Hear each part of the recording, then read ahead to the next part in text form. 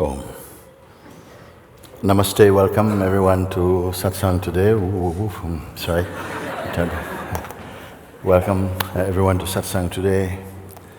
Welcome also all the friends who are joining us from various parts of the world in order to be with us today on this final day of formal Satsangs here in India and in the most auspicious of places in Rishikesh here today. So thank you. Very good.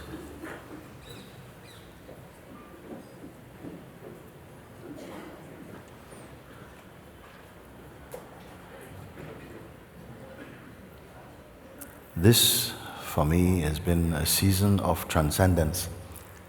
The emphasis has been always on the recognition of what you are, we are.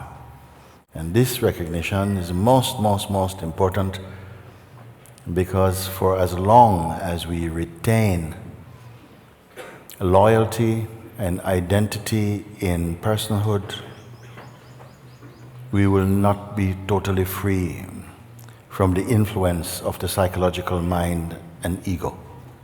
This is to be very clear in the minds and hearts of each one.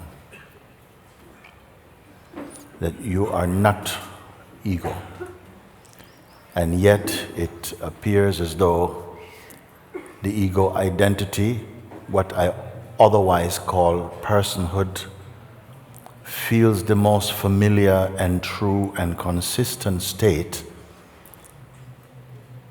even feels natural also, until we discover our deeper root as consciousness itself and our capacity to perceive all things,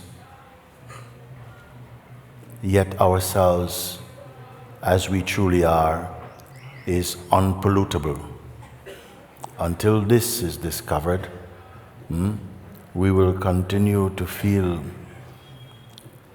the waves,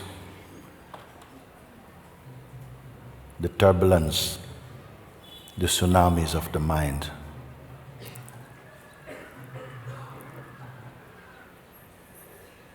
It was intended to be so that we would taste the state of conditioning, of ego, of separateness,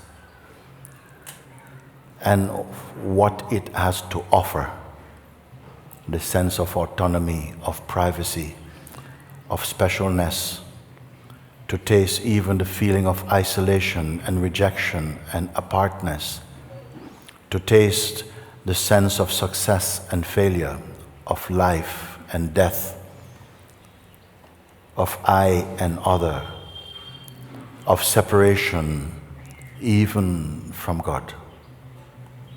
That we would taste this, we would experience this. We would become even tightly identified with this state.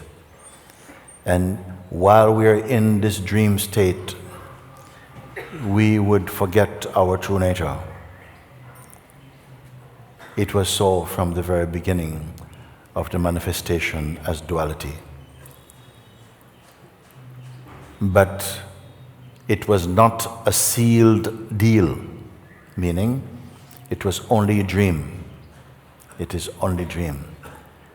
And as soon as we begin, by the grace of the Self, to come to a deeper recognition that we are not merely the person, and that the person is a construct, a psychological, emotional construct, and that the deeper truth of ourself is as pure presence.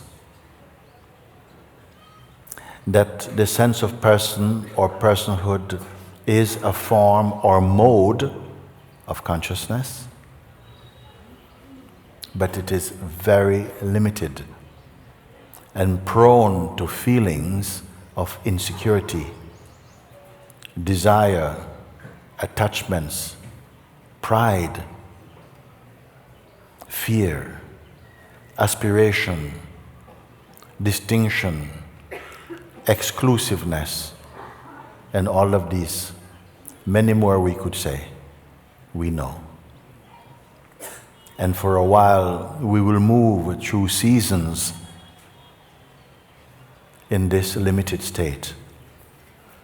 What is it that compels and brings us into the deeper understanding, the deeper seeing, through which we will recognize that we are not merely closed inside the scenario of egohood, that we are not trapped in the bubble of any identity, but that is a phenomenon that is witnessable throughout the ages. There has never been an age in the human experience and within the human kingdom when there have not been prophets and saints and holy beings from every country, from every race, who have come to point out the eternal truth that is the core of our very existence.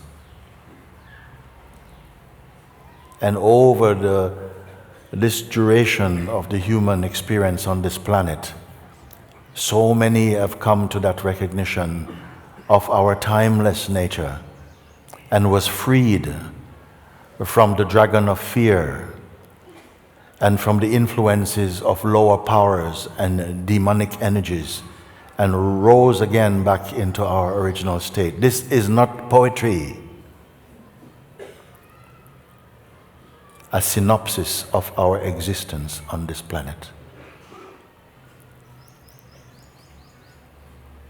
And now, because so uncountable numbers of beings have walked on the planet, and they have had to leave their bodies here,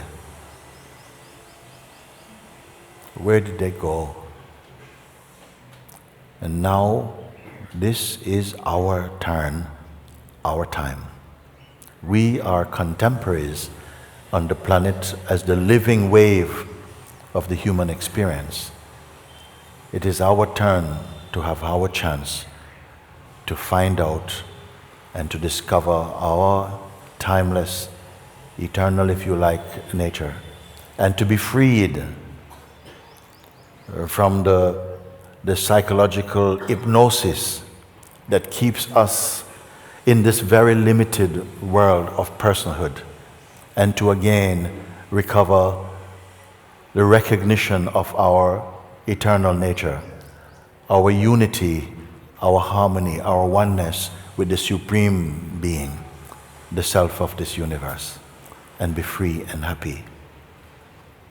But innumerable obstacles appear within the play, within what I call the theater of consciousness. And this theater is the functioning of perception through the senses, through the mind, with the faculty of memory, of the ability to project and to imagine, and the powers of discernment that helps us to distinguish between actualities, projections, fantasy, and truth. And by these powers of discernment, come to the clear recognition of our timeless nature. Don't feel, oh, I don't know if I can do all of these things. It's not a doing. Perhaps it's more an undoing. But even the undoing you are not doing if you work with grace, because grace, without grace, all is doom. Grace is another name for truth. God is another name for the expression of God's grace or God's love. It's another name for what we truly are, actually. So this season, I have not spent too much time telling stories and jokes and all these things. I've felt that I have been experiencing and being in the company of a higher state of consciousness, that the Sangha has been growing in consciousness, in stability, and in the capacity to hear and absorb and assimilate direct and simple pointings, and to make use of them in such a way that it wipes out the virus of ignorance and arrogance from ourselves. Such a thing I have experienced and am experiencing. Of course, there are beings of various stages, at various stages of spiritual maturity or evolution, we can say.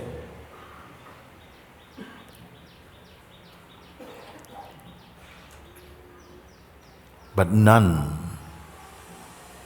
is beyond the scope of redemption. None. It has been written that they don't stand any chance, they are hopeless cases. I don't want to, not in my way of perceiving. Because, as it says in the scripture, all have sinned and fall short of the glory of God. And it is not by our egoic determination and arrogance and so on that we can find and discover the truth. The very arrogance itself seems to hide the intuitive recognition of who we are timelessly. But I feel somehow in these satsangs, in spite of the things that have come to shake this tree, that you have and have not lost the power to recognize the simple pointing and to see that you are in the very heart of this pointing, that this pointing is pointing to you. And to be free of the attachments that give us the sense of being bound in time and being bound to bodies and being bound by action. Because I have not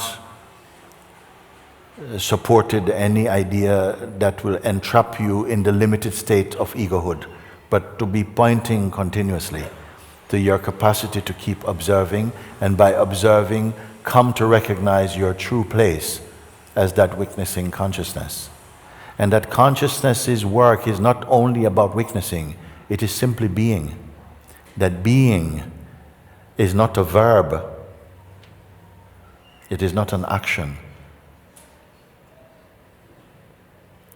That actually one comes to see that witnessing, witnessing itself is witnessable.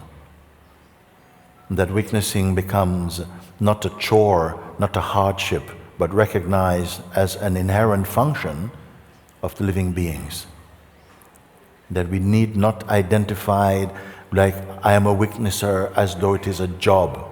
It is merely an opportunity. It is looking in the mirror of God. So with the short time we have today, because I want to congratulate so many of you for staying the course. I know that others have joined on the way, but some have been from the very beginning. But even if you are here only for today,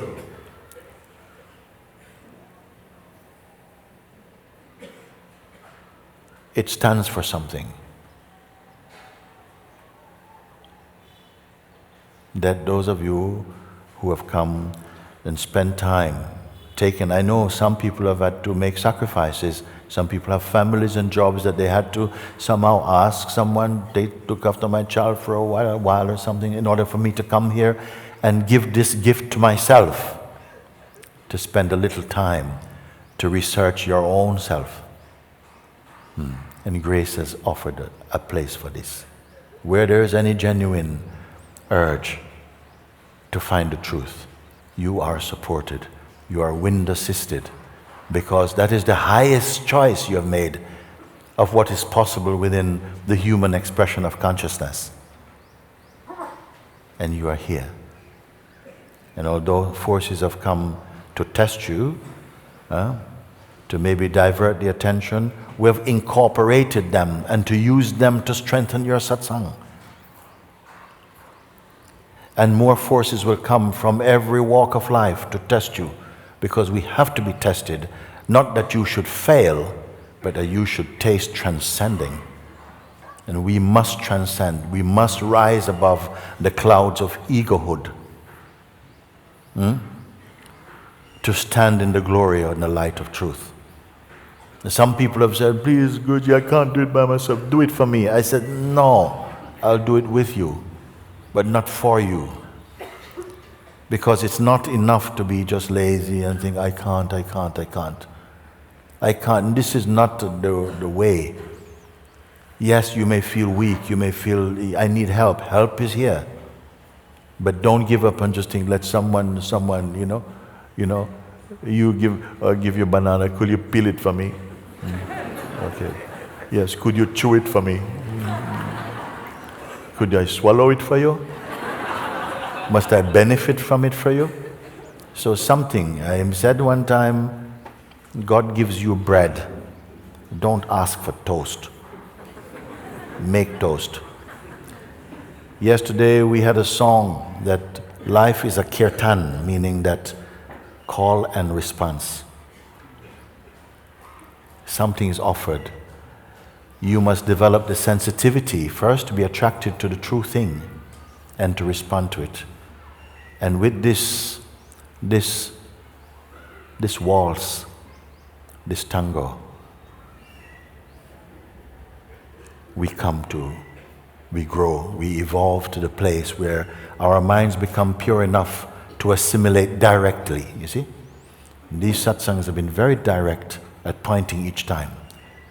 So when something in us is constantly drifting back to the old regime of personal identity, but then I said, but come on, stay in the place of the weakness, no? It's not so difficult.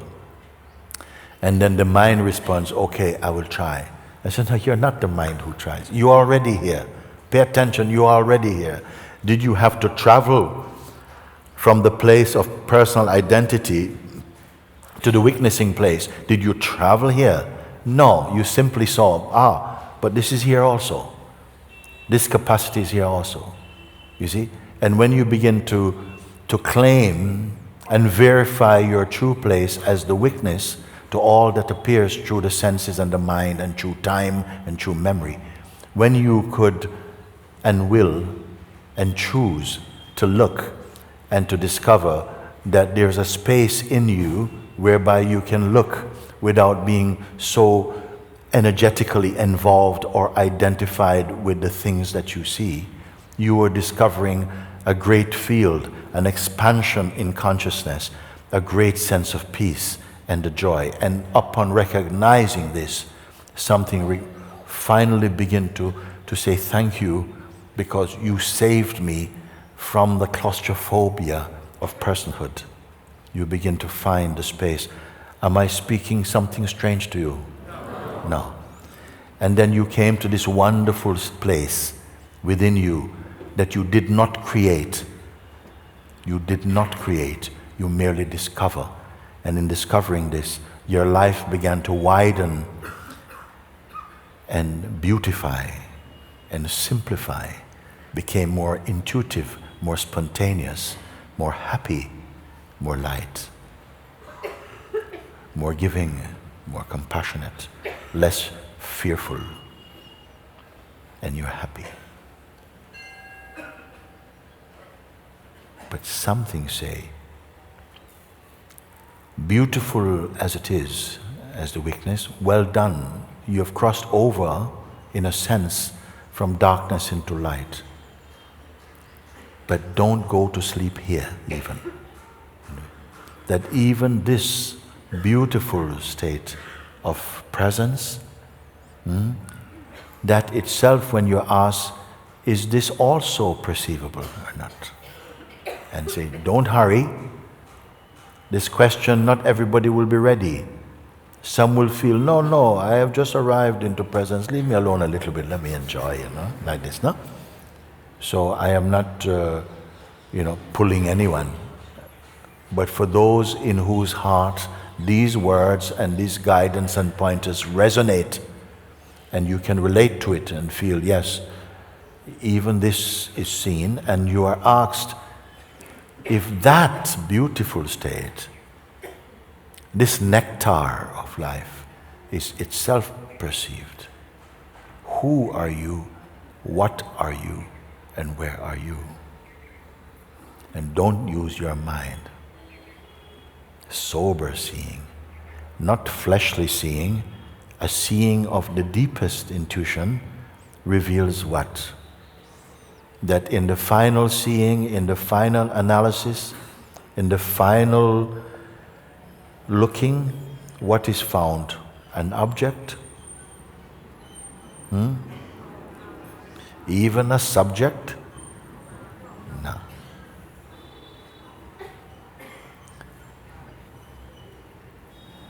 That which is found and that which finds are one.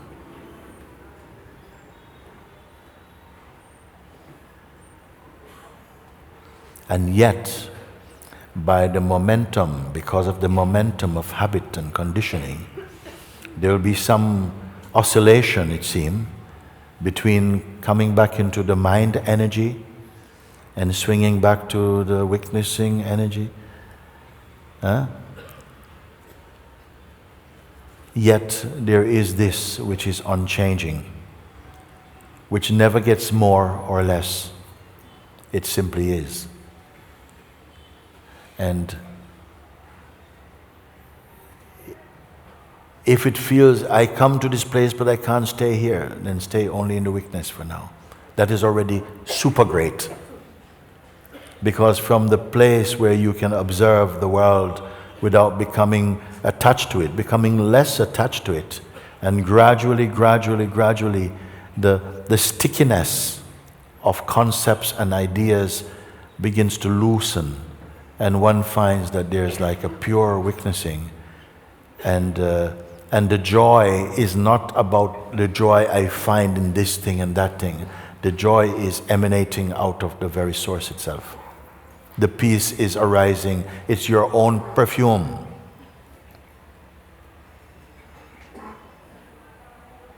And you stop, in a way, being a pursuer of joy. It is here really that the term to enjoy yourself. But it is not an addiction. It is the joy of the self. So I feel that if this only is grasped, if this alone is what you've grasped, it's superb. Yes. Continue staying and confirming, because the recognition of the witnessing presence, it's not a place with a location.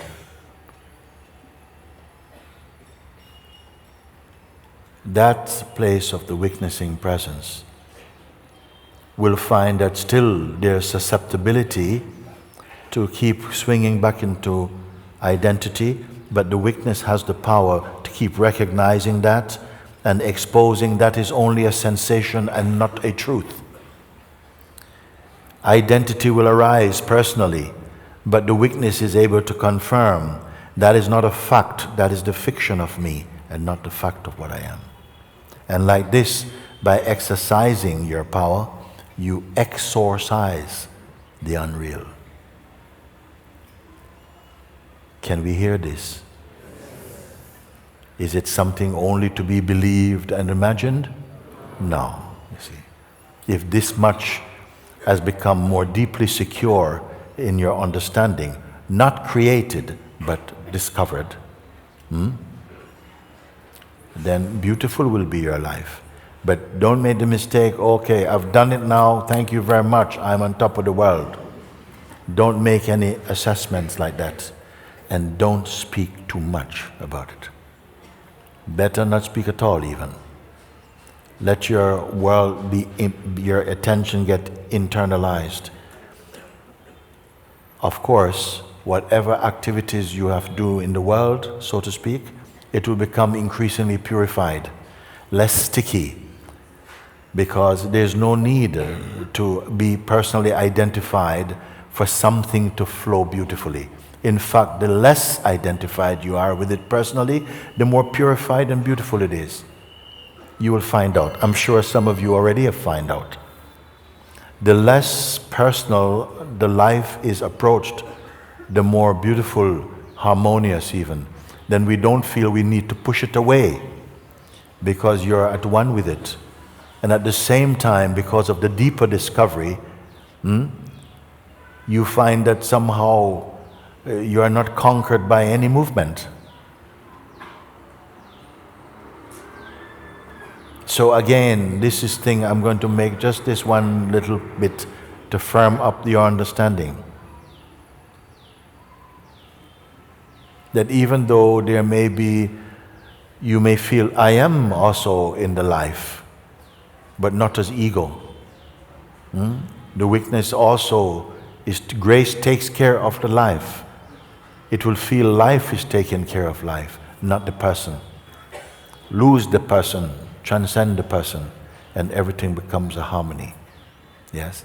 But the deeper discovery of the unchanging self, that will never move. Everything else may move, even in the place of the weakness, that may be movement. But all that is watched from the unmoving, the complete, the ever-perfect. Don't think that this is a personal discovery and a personal triumph. It is not. It is triumph over the person.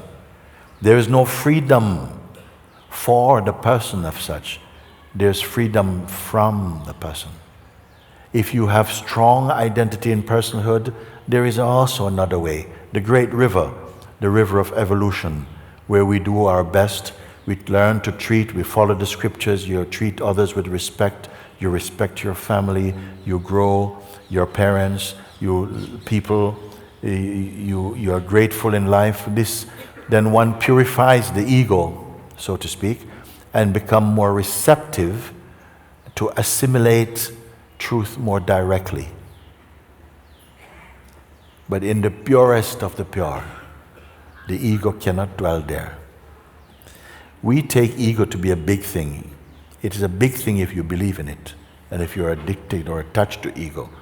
But when you realize your true self, ego is nothing at all. In fact, it doesn't exist even. Now it may seem to be a very strong statement to say it doesn't exist, when sometimes it feels it alone exists. But from the perspective of the deeper seeing, where it cannot live in the deeper seeing, at the place of the weakness, it can still be in a very subtle disguise. But in pure awareness, it does not exist. It does not exist. It would be like a fish living in the sky. He cannot exist. Not even a flying fish can live there. So in the deepest place, and not a depth of measurement, but a depth of subtlety, the pure, the essence, which you will continue by witnessing and confirming that the weakness has no content. The weakness does not need a history. It does not even need aspiration. It is dwelling inside its own joy, inside its own splendor. Deeper than the weakness is the absolute awareness. I cannot give you measurements like the ego is here and then the thing is here and this is here. Sometimes I've made illustrations about it, like the first bird and second bird. It is helpful for a while to keep locating where your eye is functioning from. And to that extent it is useful. But there will come a time when you will not need even this metaphor, these illustrations. So right now I feel happy and good that we have communed together, that we can look together. We can feel the turbulence from that part of ourself which is inclined by nature to be personal. As I pointed out, there's a force within ourselves, in our dynamic being, a force that works to keep your attention on personal things, upon your body and your life and situation and circumstances. And if we're not careful, your whole life can be spent in this shallow pool of personal existence. And yet, there is always a force with you. That is a force of light that come more and more to evolve in consciousness. And that each time as you look and you verify your true place, it is like you make another step up. And on each step there's a platform of a higher functioning of consciousness.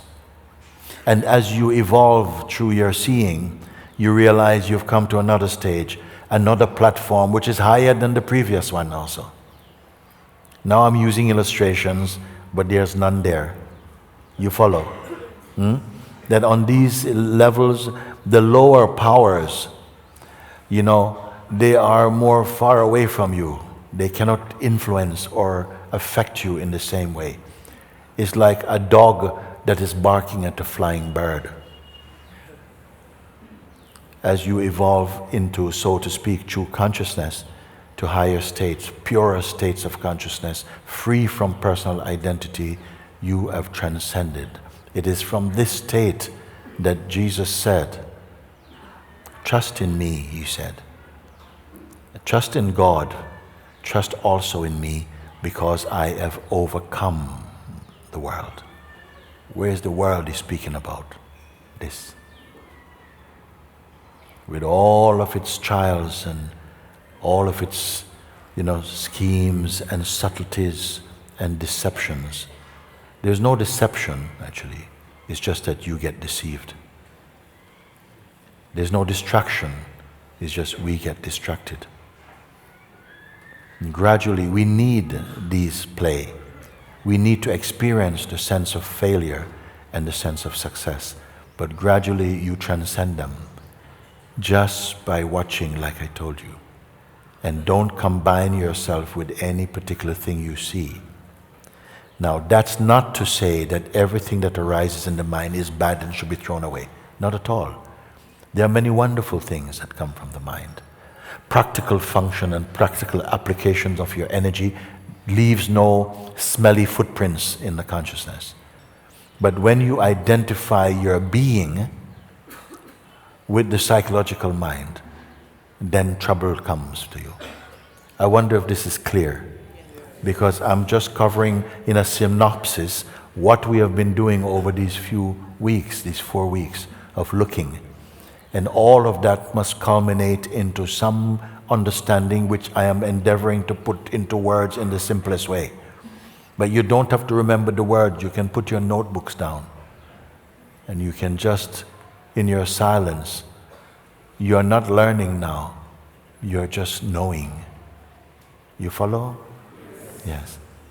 We are not in classroom anymore. Everything is like transmitting and seeing and being. We are not in the stage so much of becoming, but of registering your beingness. It is the beingness that is resolved in the true. The becoming is aspects of the mind more, but the being is, there's a silence and a stillness there.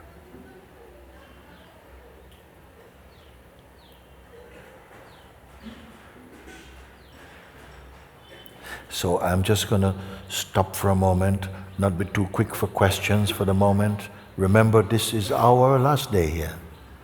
Don't panic. Some people panic, last day, question.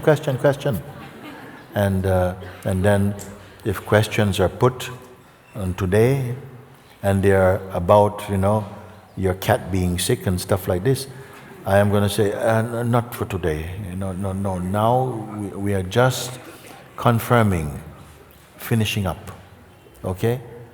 And there's nothing wrong about asking if your cat is sick, can you get the blessing? Okay, it's fine. No? But, sometimes something goes into personal stories now, and I say, not right now. We're not going to do that now, today. And projections about others, no, we're not going to do that today. If you have something to share with me today, don't just put your hand up because you want to be picked, or you think, okay, I need to see you personally for you to be free. This is mind. This is mind. If you think then, if you didn't choose my hand, I missed my opportunity again. This is your mind. Because I may never see you. You may be on the other side of this camera and you'll be free. I want you not to think that, okay, it is great to be here in Rishikesh. People have said, yes, I watch you online, but to be here in physical thing is really yes, it's good. But it is not the physical thing only. but the connection you're making in your heart, the seeing that happens inside. And if I didn't feel that the internet could really serve that, I said, no, I don't want it, because I'm not such a technical, IT-minded one. But I've seen the power of it. I've seen the power of it. I've seen the not good things about it, but I've seen the beauty of it. Because I tell you before, it was many years ago in Tiruvannamalai that someone came to me and said, you know, Mooji, do you know that this thing called YouTube? I said, no, what kind of tube is that? And they said, no, it's on the internet now.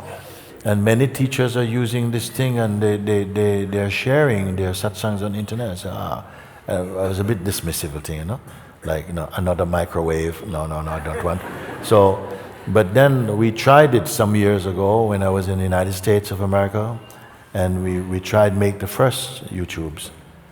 And then what happened, I received one letter from someone who wrote to me and say, Mooji, I am sick, they tell me I'm terminally ill and I cannot leave my room in the hospital. And I want to thank you because you entered my room and showed me freedom. And I cried so much with a sort of joy of knowing that this is possible. Maybe I would never see this person in a physical way. But grace had moved through that medium and had reached their heart, and he is finding freedom. And this man has left his body, along with many beings. They've departed from this plane of existence, It's not such a sadness. In itself, it is not a sadness. It's a natural thing. They have not gone to a lesser place. But we who are touched feel, okay, this is also part of the play of existence, it's so fine. But this one was the beginning of an interest to say, then we can use this medium to also share what we do, like that. So I'm saying to those of you who are watching via internet, well done. If you are on board for really just for your own recognition, your own salvation, you can make use of this. There are many wonderful teachers in the world. If you don't like me, go to them, it's fine. If they are speaking from the same one place and you can resonate, go to them, it's fine, I don't mind. We're not trying to build up membership.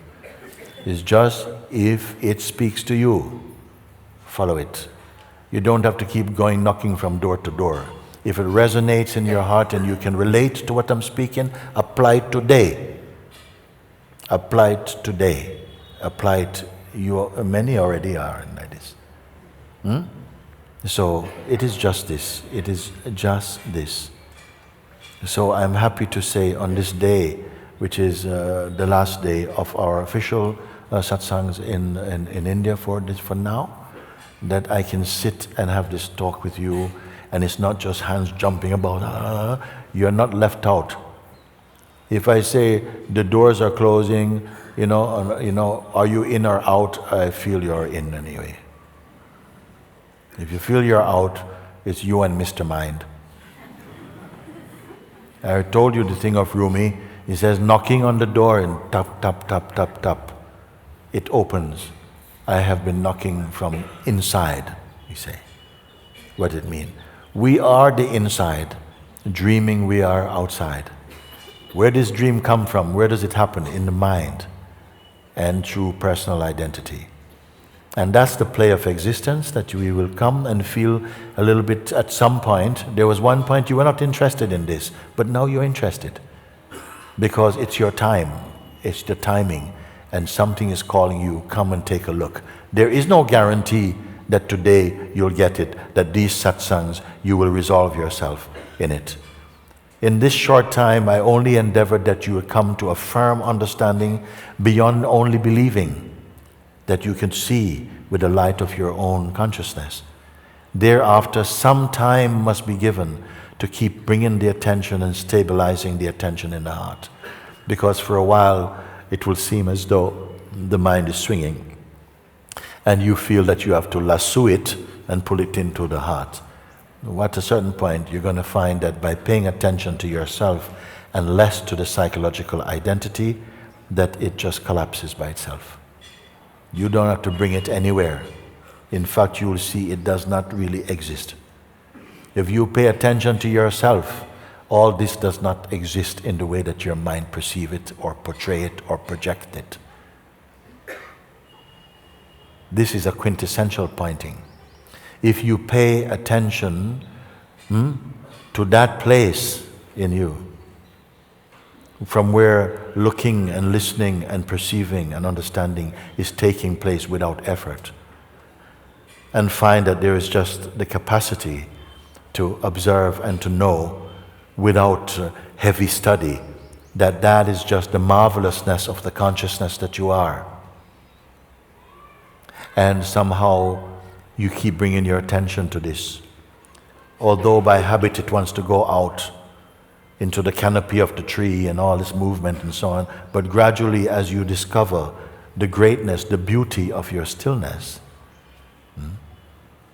the peace and the joy, the attraction for going into the mind will weaken. One day it will be no more. Don't attribute the diversity of life in all of its beauty to the mind. The mind did not create it. The mind itself is created. All of it springs from the source consciousness. The activities of life are not in conflict with pure consciousness. It is the expression of consciousness, and consciousness and the life force supports them.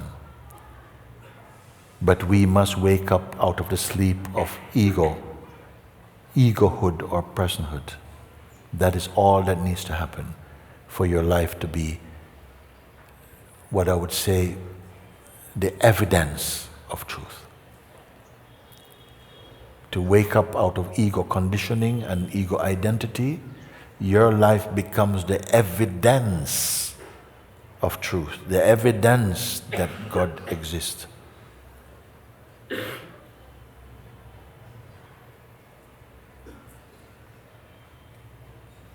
So thank you.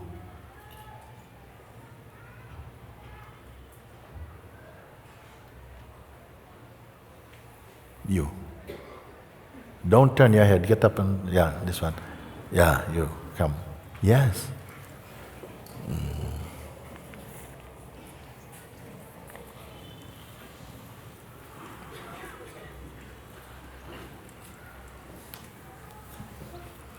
Namaste, Mooji. Namaste. I have been following you for several years, and I am really, I think with all these people, thankful even for the baby steps. I must confess that I have been not a very fast learner. You have not been a fast learner? Yes, it's okay. Like the first year I was fighting even just with the word consciousness, why it is called consciousness. I mean, it has been like little steps. I am,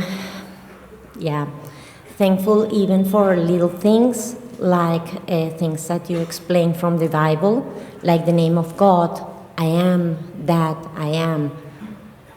With you, I understood I am that you are teaching us. And before I do my question, I wanted to request you to publish the present that you got from this wonderful woman who gave you a recompilation of your quotes about the Bible. I think it will be a great present for all of us. And I want also to confirm that doing this thing, but trying to be the observer, for me it has been a big fight, because it's not something... trying to be the observer, I'm going to irritate you now, I'm going to annoy you.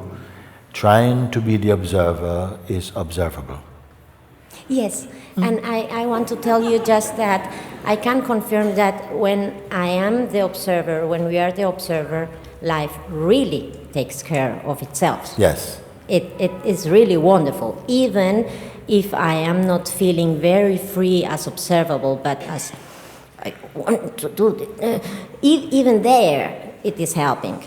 And I think I could feel this spacious place one time in this month in one satsang, in which you were not even present. It was one that we saw here in a video, that you helped a man in a family, and that you talked to this man and to all the family, and you brought this man that was doing meditation for so many years. We could see that you brought this man to this place.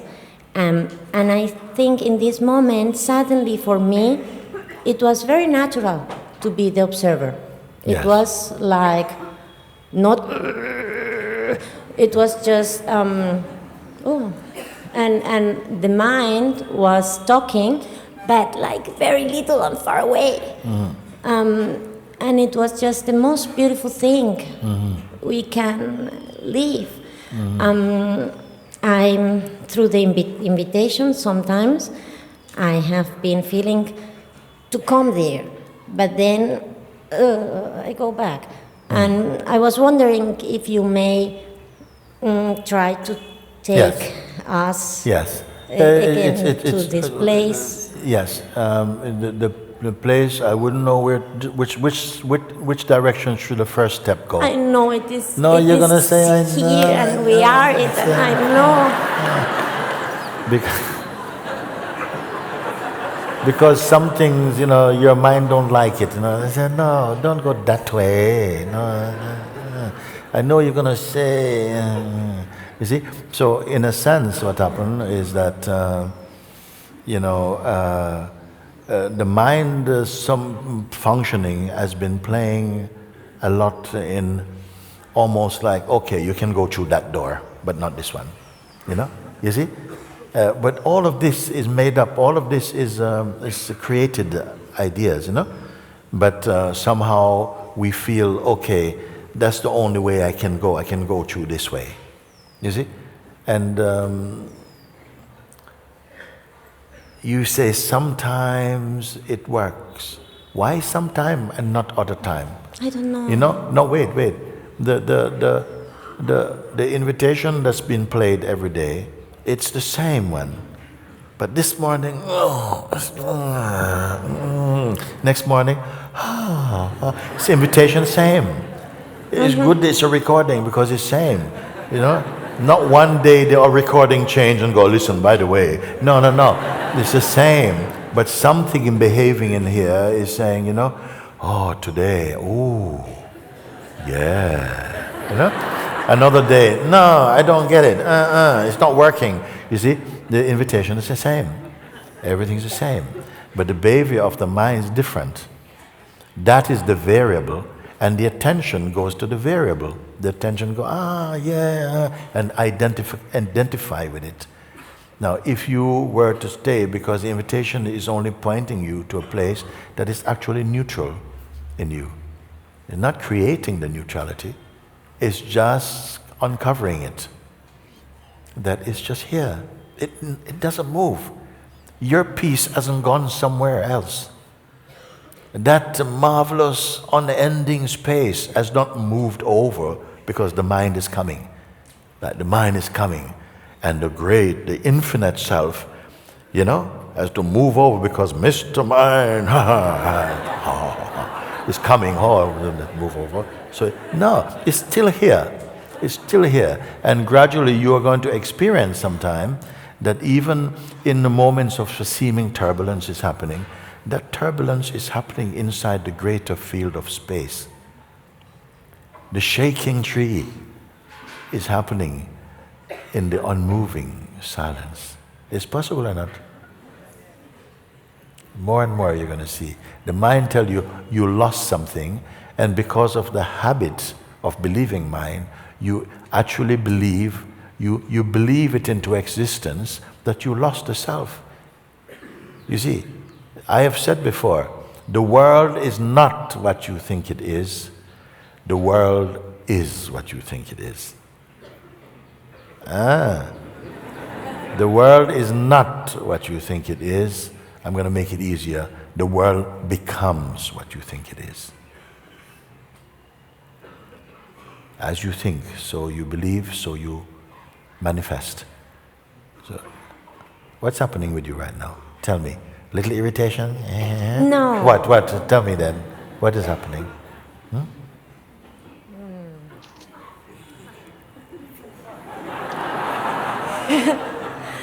Nothing. I mean... Body language is so expressive, I tell you. Yeah. So expressive. What's happening? Can I ask you for the last satsang, if you can take us all together there? Where?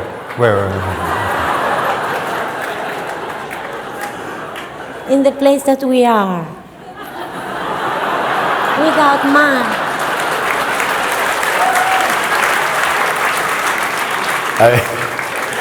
I was telling someone, no, it's like we're sitting here and somebody came and says, Mooji.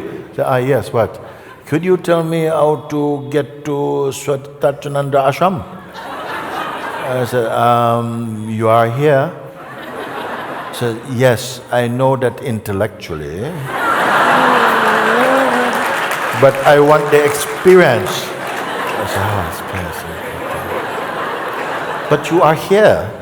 Yeah, I know, I heard it many times, you say many times, but I just don't experience it. And I said, okay, I tell you what to do. You go out the gates, yes. Yeah. And you find rickshaw right there, okay? Tell the rickshaw driver, take me to Tapavan, okay? Okay, Mooji, then what? Then when you get to Tapavan, cross the road, take another rickshaw and tell them, take me to Mooji Satsang, okay? Then you get in that one, it's about similar journey, okay? And sit and come, and you will get to the gate. When you get to the gate, you come in, okay? And then the first on the left, you go through, that's one, and you go, thank you. That's what it is, that's what it is. Every day, the invitation is just a mirror. The mirror cannot give you your face. It can only reflect. And invitation is reflected again and again. But I'm just here. I am just here. Not from what the mind say you're here. Mind say you're here physically only. But you realize, but I am here to witness the mind saying I'm here physically. I was here before the voice even came to confirm something that I really already know. So then what will happen is that your mind wants an experience. Listen, this is true. It wants an experience, and every experience have a beginning and an end. So you'll experience, I will guide you again to this there, and now what do you need? Nothing. Oh, thank you, Mooji, thank you. I need nothing.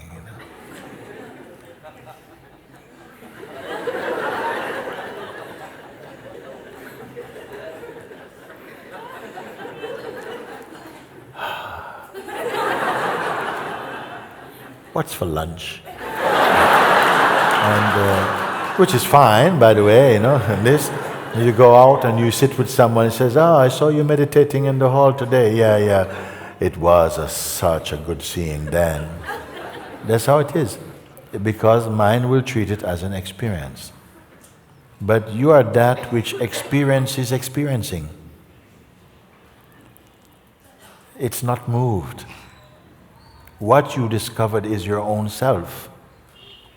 What you are trying to discover now is an idea of yourself trying to repeat an experience observed in consciousness, in the consciousness you are.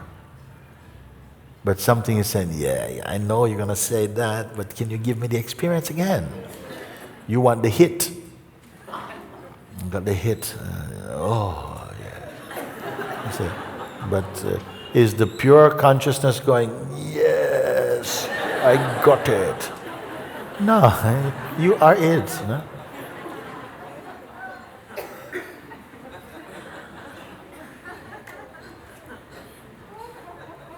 Tell me what you see. Tell me what you see. No, tell me what you see. What happened now? What happened?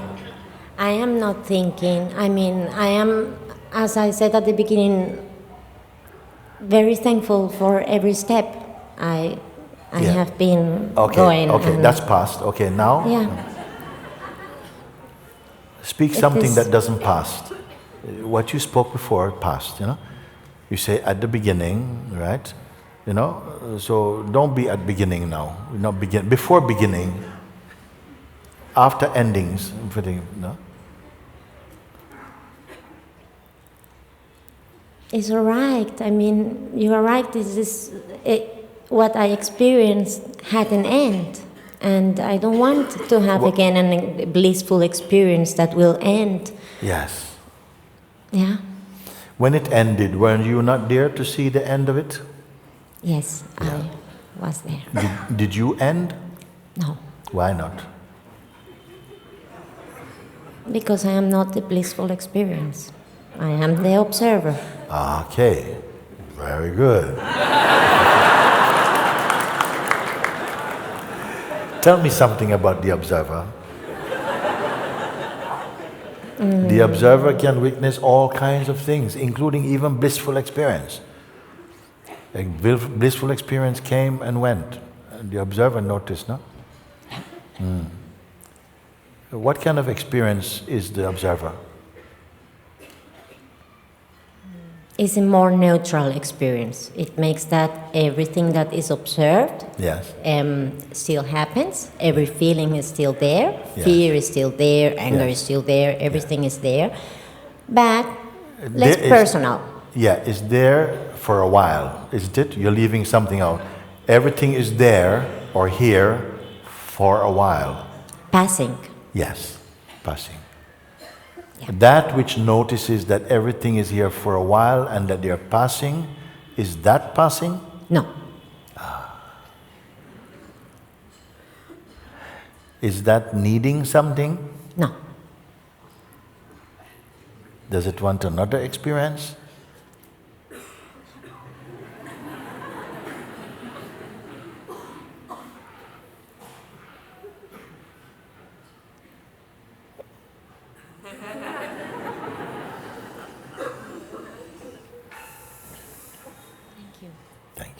Blessings for you and everybody. Huh? Thank you. Blessings for you and everybody. Thank you. Thank you. Okay.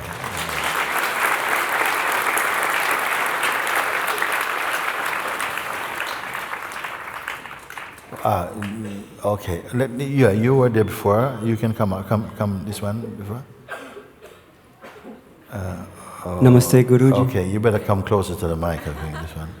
Okay, you say? Namaste, Guruji. Namaste.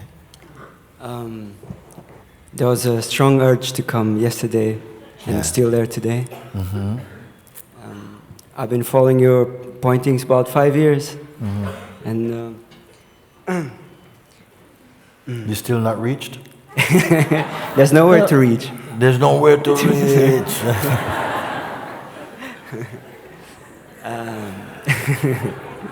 So no following anymore. Actually, because you can follow in a circle, you know, you can keep following. For a couple of lines. Okay, say. So I'm going to share where I am right now, what's been going through the last 5 years. Okay. More and more, everything feels like a dream. Like waking, dreaming, sleeping feels like a dream. Yes. But somebody's watching that dream. You sure it's a somebody that's watching? Maybe it's a nobody. I don't know, I'm just checking. But anyway, watching of the dream is taking place. Yeah. Whatever is doing that. But there's a watching and a knowing that, well, that's kind of dream, that's dream. Okay. Feels like a movie, but that's already been played before. It's been played before. Yeah.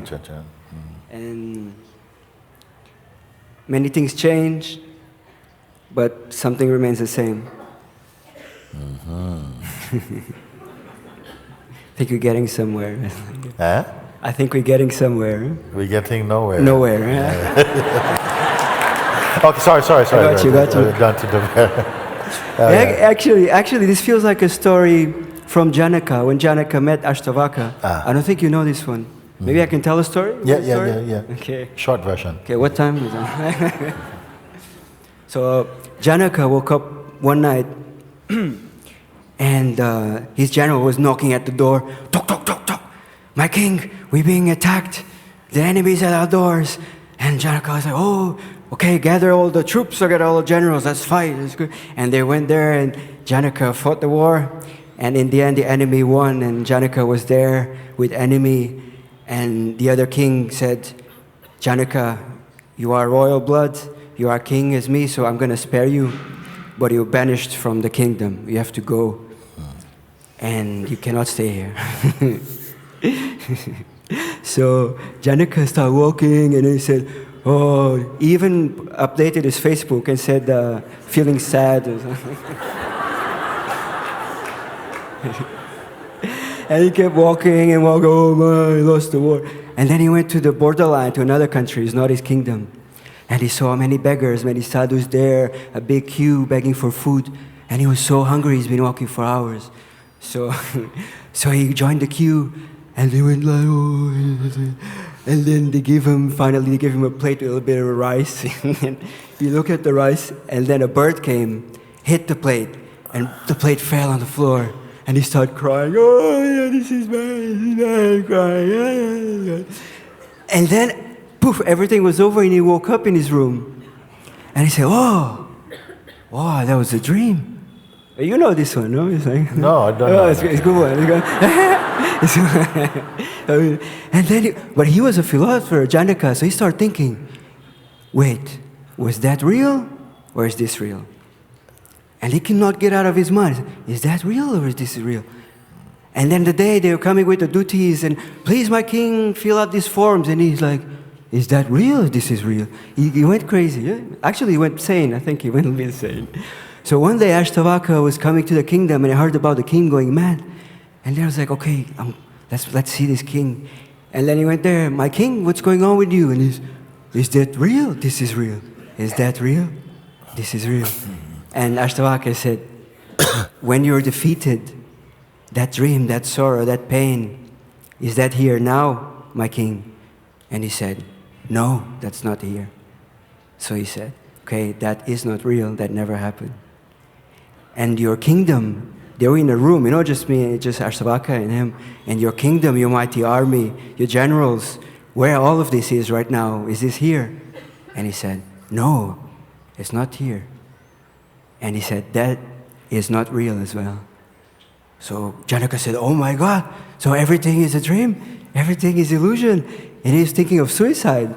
And Ashtavaka said, but you, the one that experienced these states, are you here? And he said, yes, I'm here. So he said, you are the real one. Everything else doesn't exist. That's it.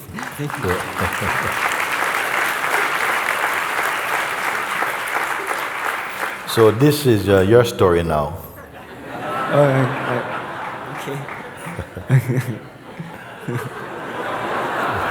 We have to substitute Janaka for you now. Yeah. It's nothing to do, so just tell stories, enjoy life, party. As I know, yeah, it feels good. It feels very good. It's good. As the Hindus say, I love their say, they say, sab theek hai, no? Everything is good. Yeah, you got something if it there. If it is more than a saying, then it's great. Because we say many things that's just saying. Hey, one love. Yeah, no problem. But if it is consistent, then it is great. If it's only for now, yeah. I love when the French, they say, you say, you want to have a coffee? He says, no, I'm fine for the moment. You see? Everything for the moment. There's a Frenchman right there in the stripy shirt, he can tell you.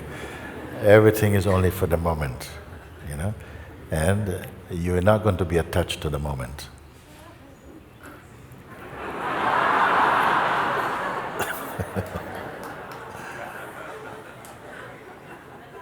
Yeah.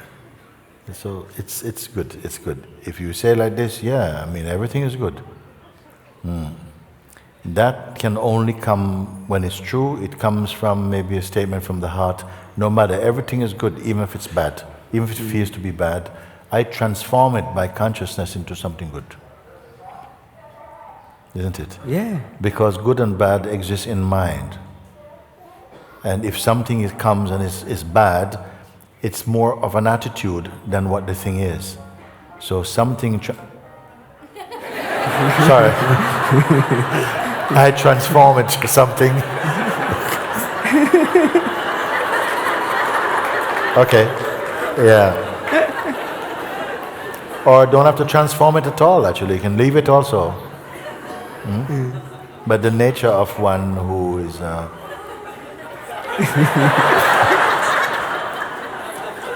Okay. So, yeah. Focus, Mooji, focus. Yeah.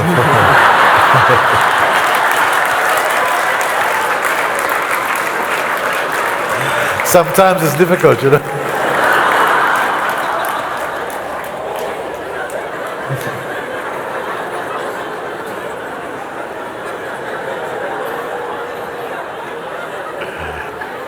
Let me tell you something. I don't have to focus on anything, okay?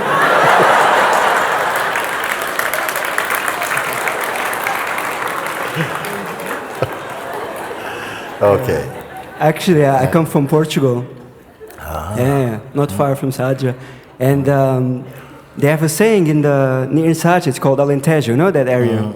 So those people are known for doing nothing. You know, they just sit in the trees, very peaceful. Yeah. Very simple, very nice people. So we're from the south and from Lisbon. We said that when God made the persons of Alentejo, He said, "Don't do nothing until I come back."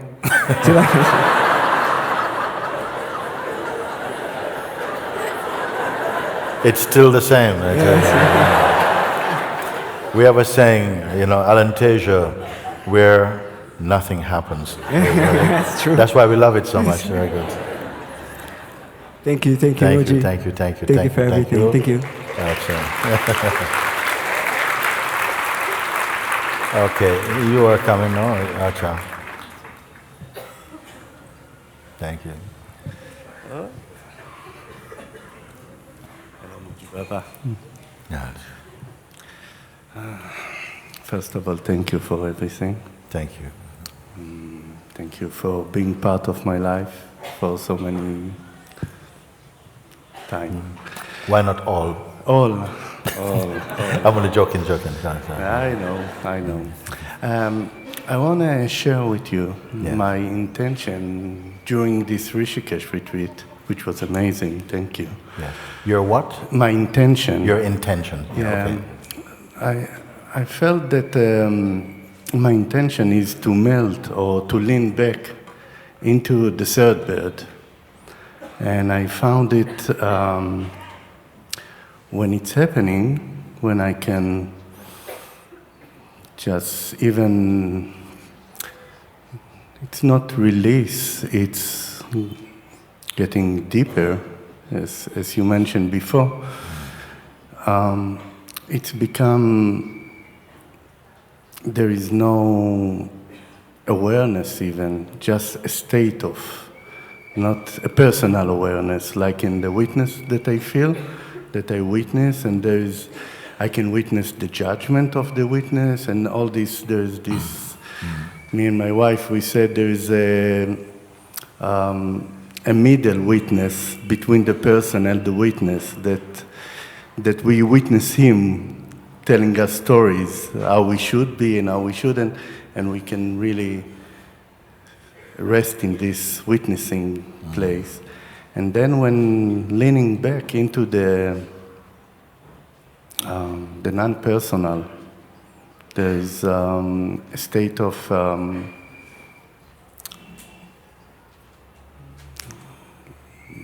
like it's not an action, it's a state. This is what I feel, and in this state, I feel the oneness of all. So I want to thank you for this beautiful tree we did. Is it an unbroken state? It is not an unbroken state. It is.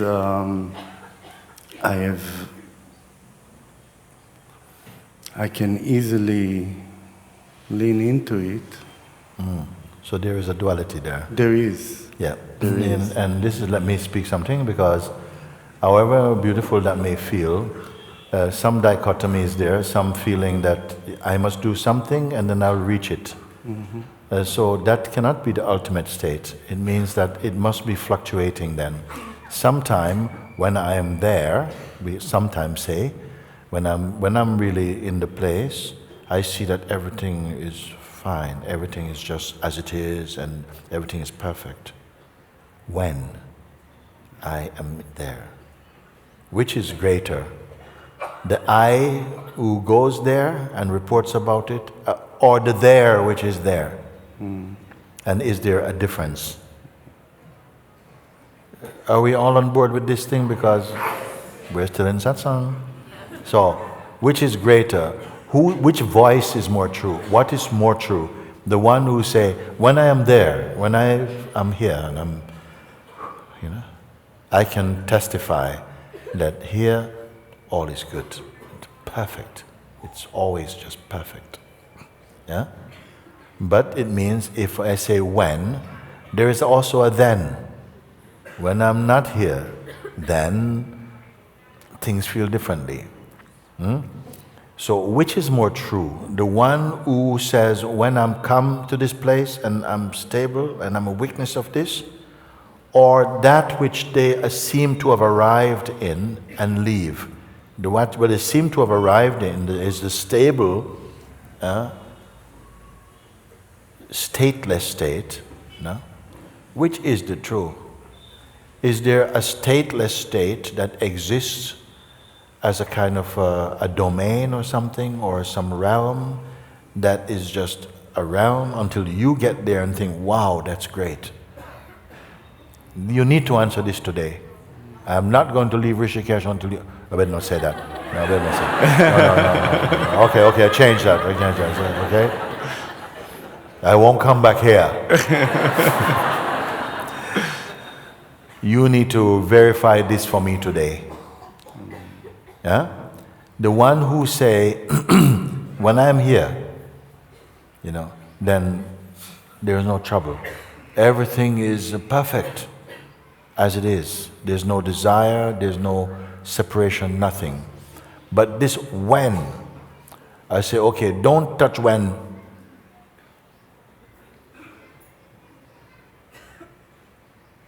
Just one thing, I take the when away. Okay? So, I am here.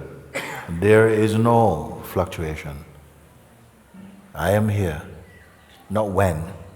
I am here. There's no fluctuation. All is well. You see? I am here as what? As the weakness of this? Is the weakness separate from this? Is this that is only to be commented upon by the visitor who come there? What is true? That which says, I am here, I am this, who is without identity, without background, without a season ticket to travel there.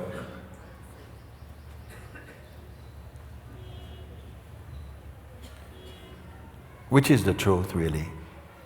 You see? As long as we retain, this sense of separation, and we believe in this I, because it is really at the seed of the universe.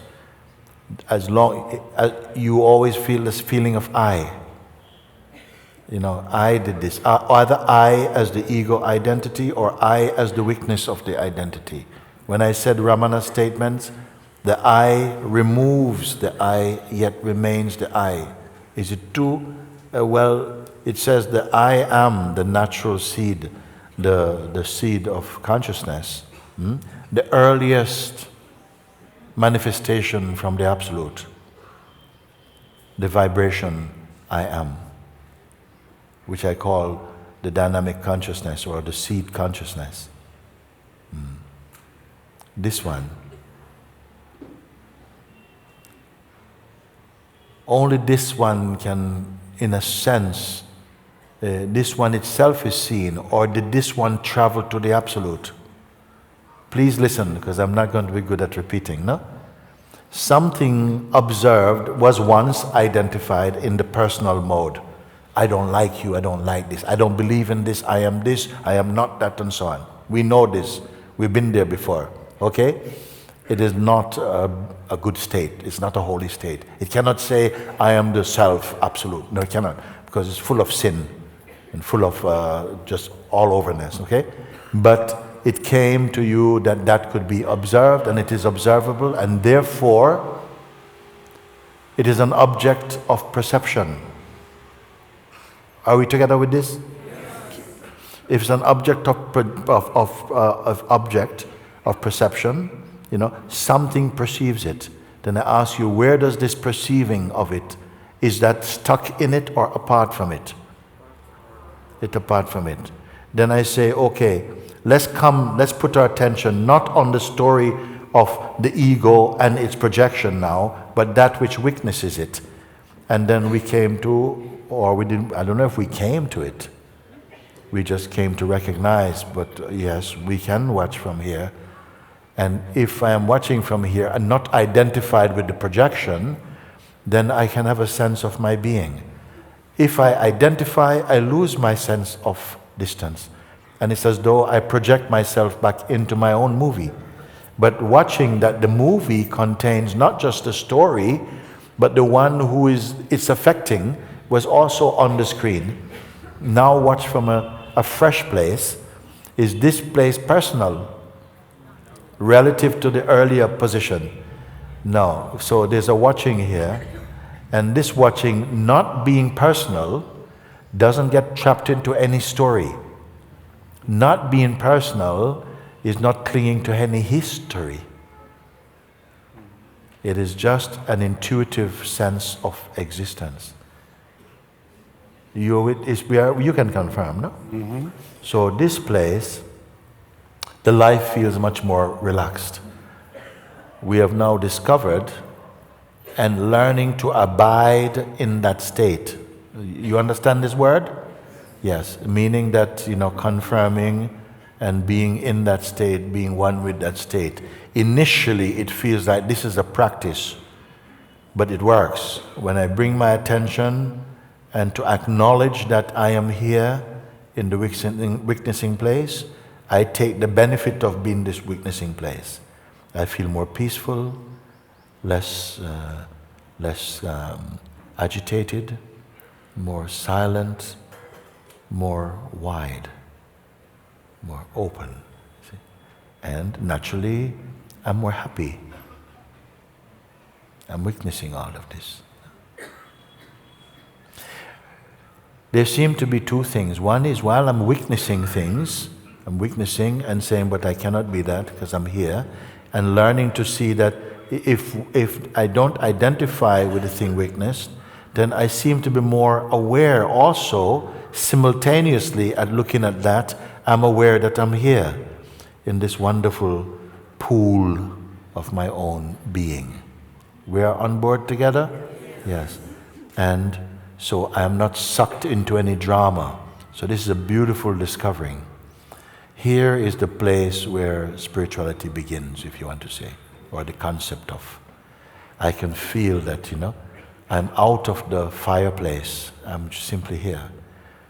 But sometimes some reflex happens and some identification again happens. And then I feel, oh no, why is this happening? And then something, maybe a voice or some power is there that you're able to just come to recognize again, okay, I can still feel the energetic presence of the noise of my mind, but simultaneously I'm witnessing that. And so I'm at peace and still on fire. You know this now? increasingly there's a love to be here-ness from this state. We prefer to be here. Maybe we still have some little seeds of projection and desire for that state up there. And every time we go into that state, you get spanked. And then, I come back. But you're glad that you can come back here, isn't it? Some little things, you go one fool around and you get bitten. Come back. So for a while this is still there, but gradually you are becoming more stable and happy being where you are. So these bites are okay, they are good, they are grace, acid grace. And we need them, because by ourselves, whenever we feel comfortable, we become complacent, we go to sleep, we become arrogant. No? So little bites, then you have to really witness, come back. So this is what happens for a while. So it's going to take a while to stabilize. It's not enough that I see it here and think, yes, been there, done it, thank you, next. No. It's going to take some time to keep adjusting to the capacity to witness with increasing detachment. Is good? Yeah. At a certain point, an appointed time, by grace of God, we can begin to observe even this witnessing place. I wonder sometimes if I'm making a mistake by talking to you like this. You see? Because sometimes the tendency for the mind to think, well, if there's a place beyond the witness, I better go there quick and bypass the witness. And then what happens is that you just end up talking things, but smelling like you're over there. And that's not good. So take the steps and be here.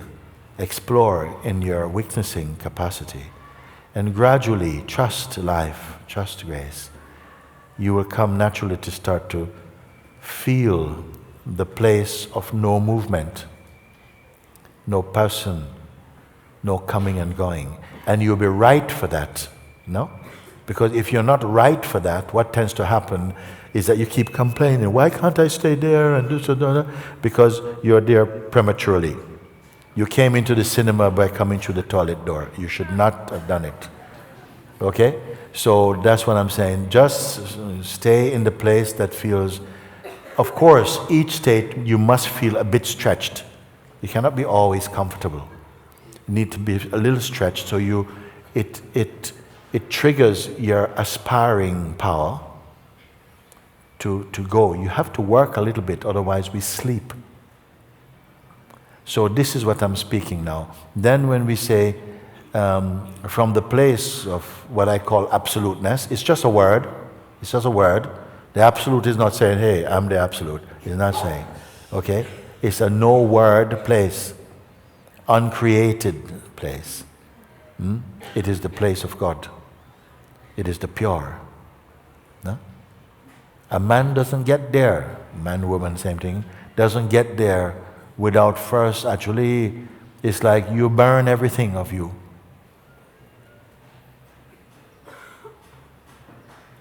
Because any seed that goes there wants to sprout and cannot sprout there, it has to go back to the other place to sprout. And this is all I'm saying. So what I say, should I be saying these things to you or not? You see? And what I'm sharing with you, some would say you should not share with them. Not yet. I don't know. My master also, spoke about these things openly. He almost threw the seeds into the marketplace, so anyone could come. Why not? Then that's how grace plays sometimes. But who will really grasp? The one who grasps, you see, lose their former life, not biological life. You have to be fit to be free. You have to be bitten. You have to somehow experience pain, and the sense of suffering helps in our realization if we aspire and recognize it. If you complain, it means you belong to the former state. If you complain at first, but grow out of complaining, then you come into the state. That's what I wanted to share with this.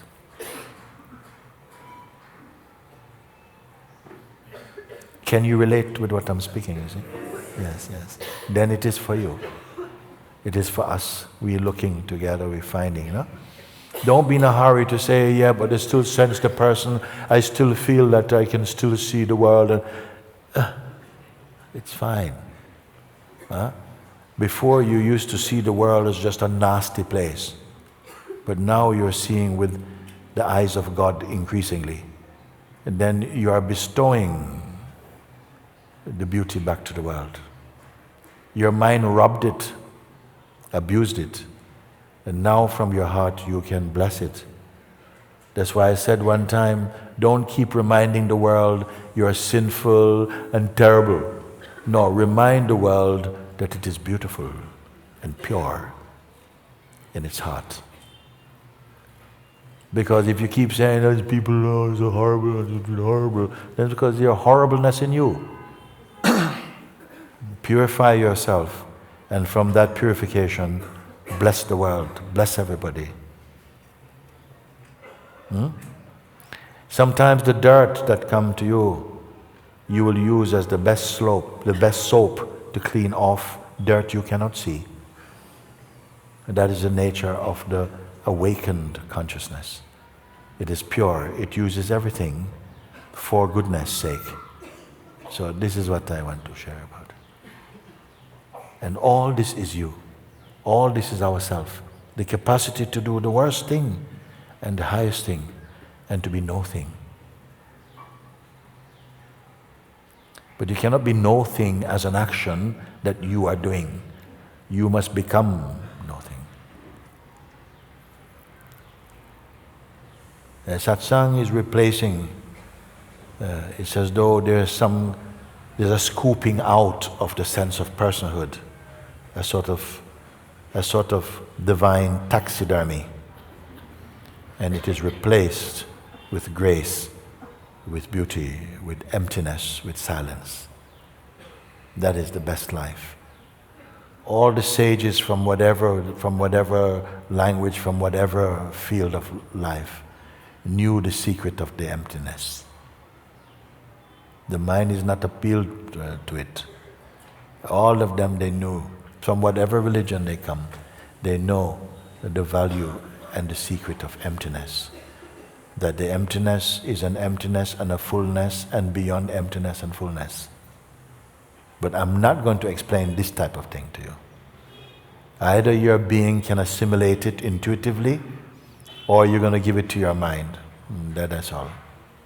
Now I just hint at that, because I've been guiding you to that empty place, and for you to confirm from your own emptiness whether you're in a detrimental state, whether you're in a degraded state, and that you must confirm. No?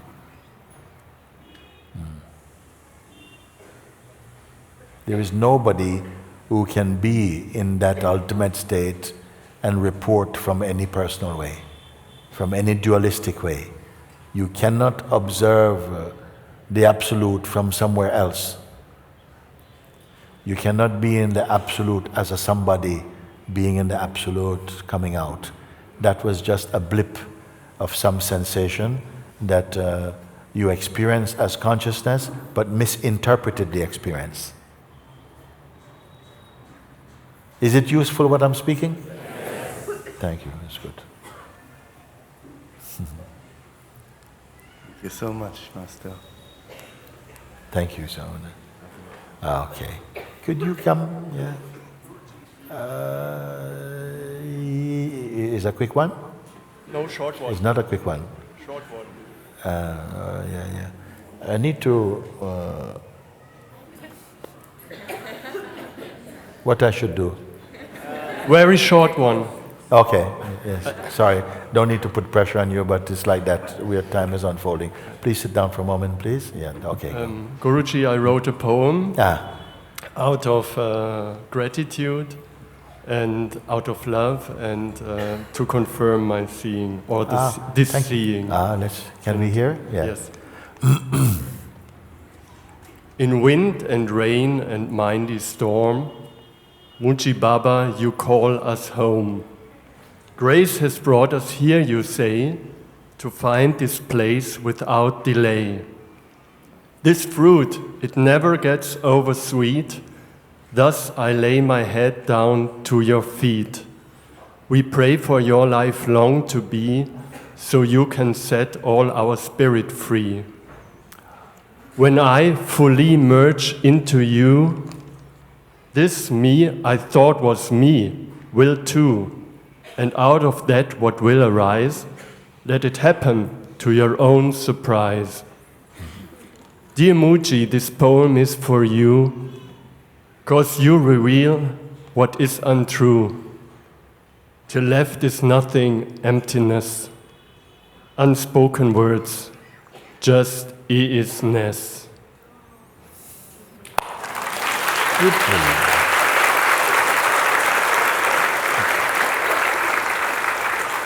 Thank you so much, beloved Master, for being with us and being in Rishikesh, and I love you so much. Thank you. Love you too so much. Thank you. Thank you.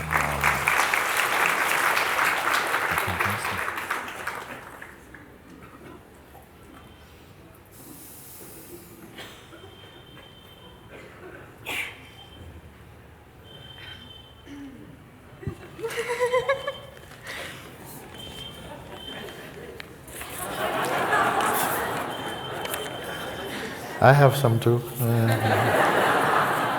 You read yours and I read mine. This is also yours. Beloved Father, who dwells within the soul of my being, whose name is I Am, veneration to your holy name. Thy kingdom is here. Thy will prevails throughout the earth, as it does in the heavenly realms of my soul. You open your hands and satisfy the hunger of all living beings. You heal all hearts of sorrow, so that they in turn may show forgiveness to those whose minds are shrouded in ignorance of the self. Beloved Mother, who imparts to all the sense of choice, so we may finally come to choose you who are truth, and thus find everlasting freedom. Glory to your name, truth, for yours is the kingdom of existence, of peace and love. All power and glory emanates from you alone. You who imparts to all the wisdom, the light, the love and courage to refer to themselves as I am.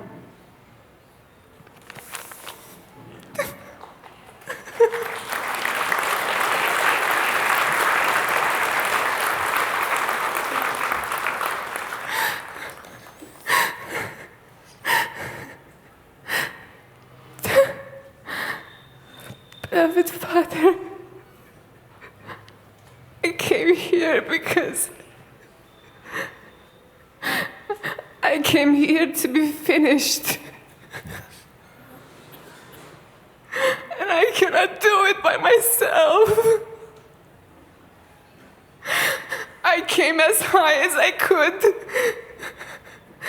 and I cannot go any longer by myself. Yes. Since day one, I wanted to speak, and so much resistance came every day, every day. Yes.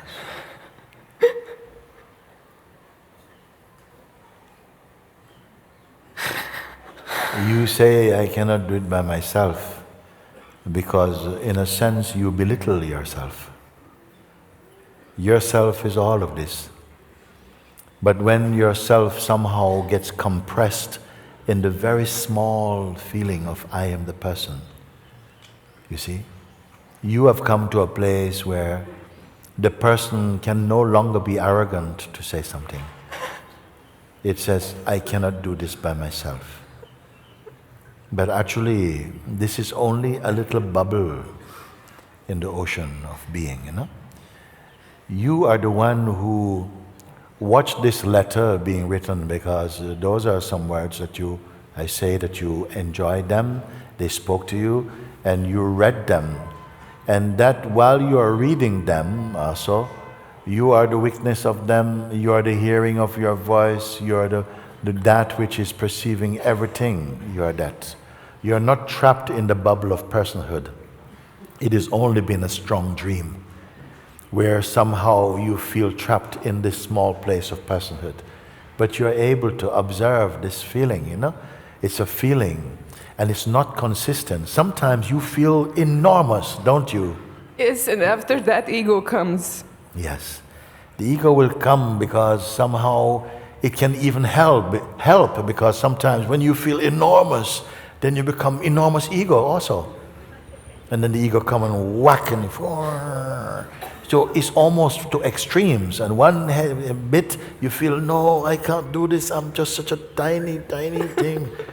And then next minute, grace comes and oh, you know, how could that be? You know, I'm the most magnificent.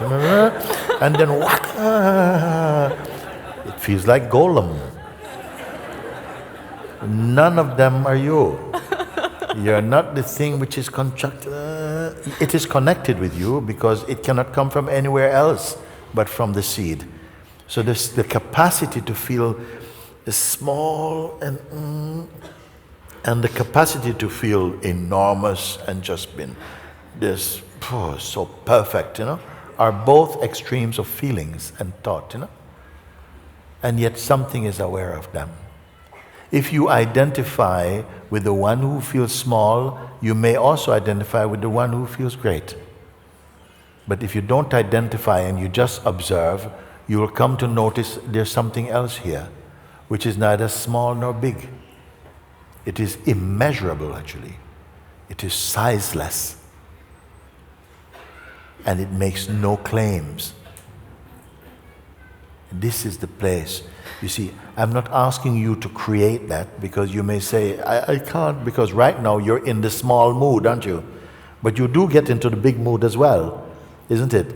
So right now in the small mood, because no mood is stable, you meet someone and they're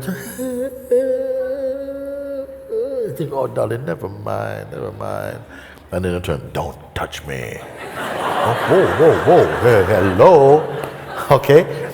Don't think that what you're hearing is some final thing. This is just a mood. It's just on the string of here and this bit is this bit and on this bit is that bit, like that. And neither of them are you. You're not the one who is cringing and not the one who is inflated. You can witness both these states to these extremes. You can witness them. And the witness is not a measurement. He's silent, is pure. No? You see, it doesn't even say it's pure. It is untouched. It is untouched. But in the waking state, as soon as the waking state appears, it's as though the mind is always in gear. First gear, second gear, third gear, fourth gear, fifth gear, sixth gear, sometimes seventh gear, eighth gear, reverse.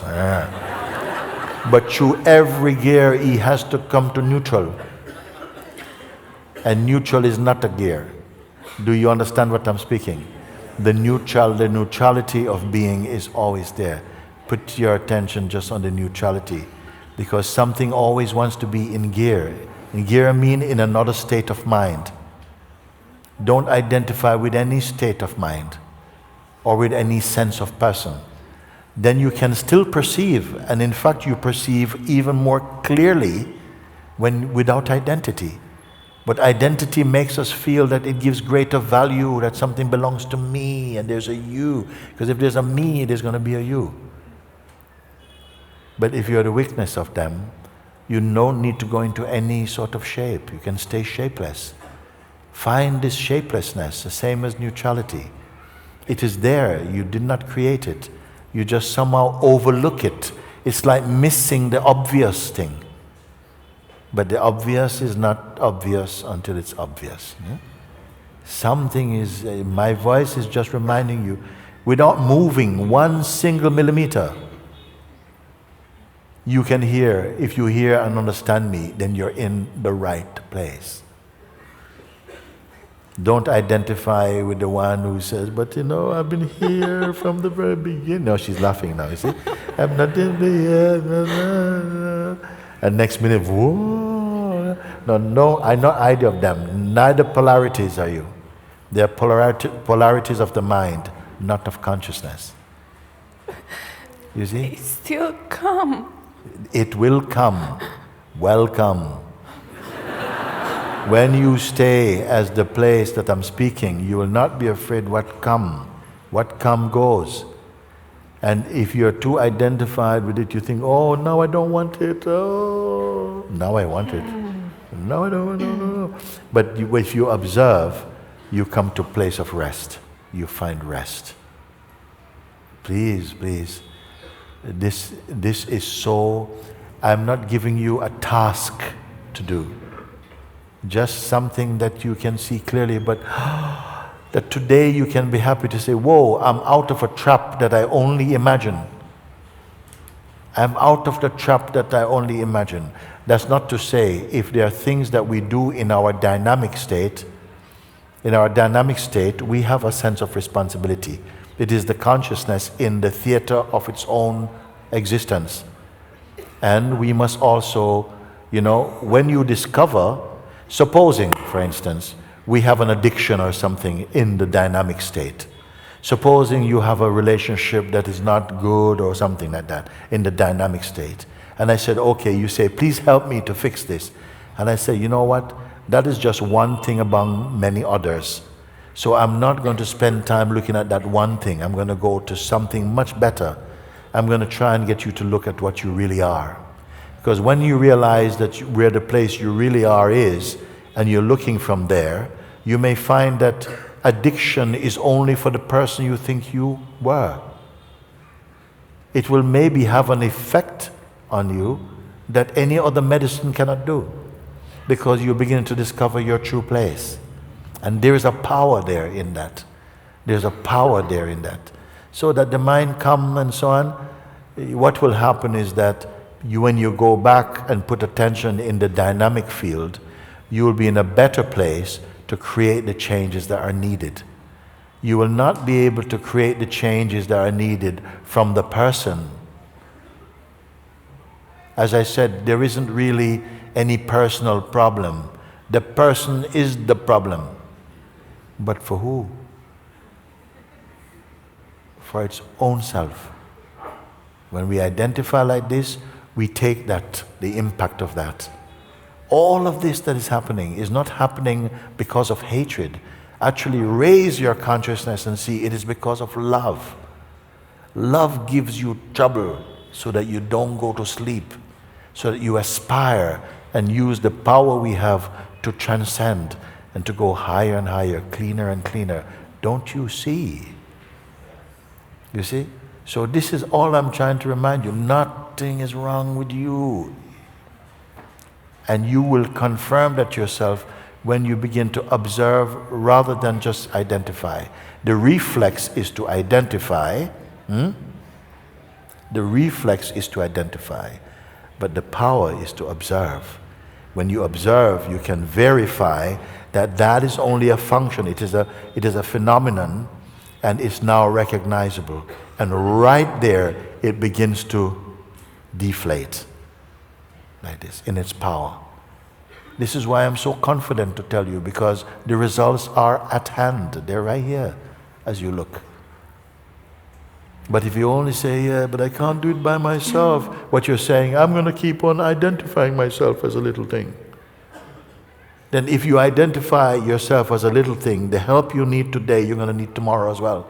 And the day after, and the month after, and the year after, and perhaps the life after. Why you don't see?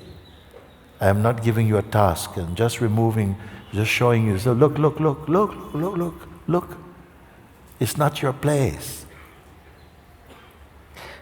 But If you say, and people have said, not just you, people have said, I cannot do it by myself. And it sounds like a humility. It sounds like a humility.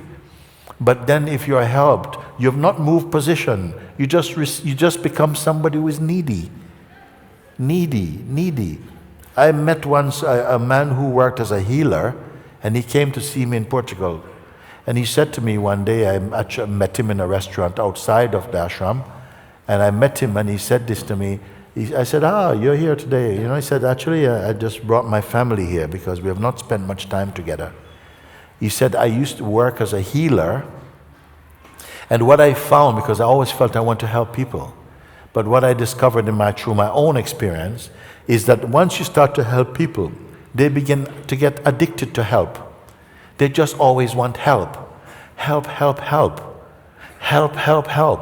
And then what happened is that, he had no time left for his family. He was always helping. They want him to do everything. And they'll start to find new ailments to need help, to get healed of. And he said, when I listened to the satsang, I saw something different. And I saw that it's like there's no end to this if you just help. This is what I found out, because I was like this too. Someone say, help, give. Then I realized something, that it's a habit, even become an addiction to just receive help. You even get very skilled at manipulating and pretending to be more, always needing help. Then somebody told me this beautiful example. They say, if I have 10 euros and I give you 5 euros, I have only 5 euro left. I started like this. But if I give you all of my knowledge, I still have all of my knowledge left. You see, it's one thing.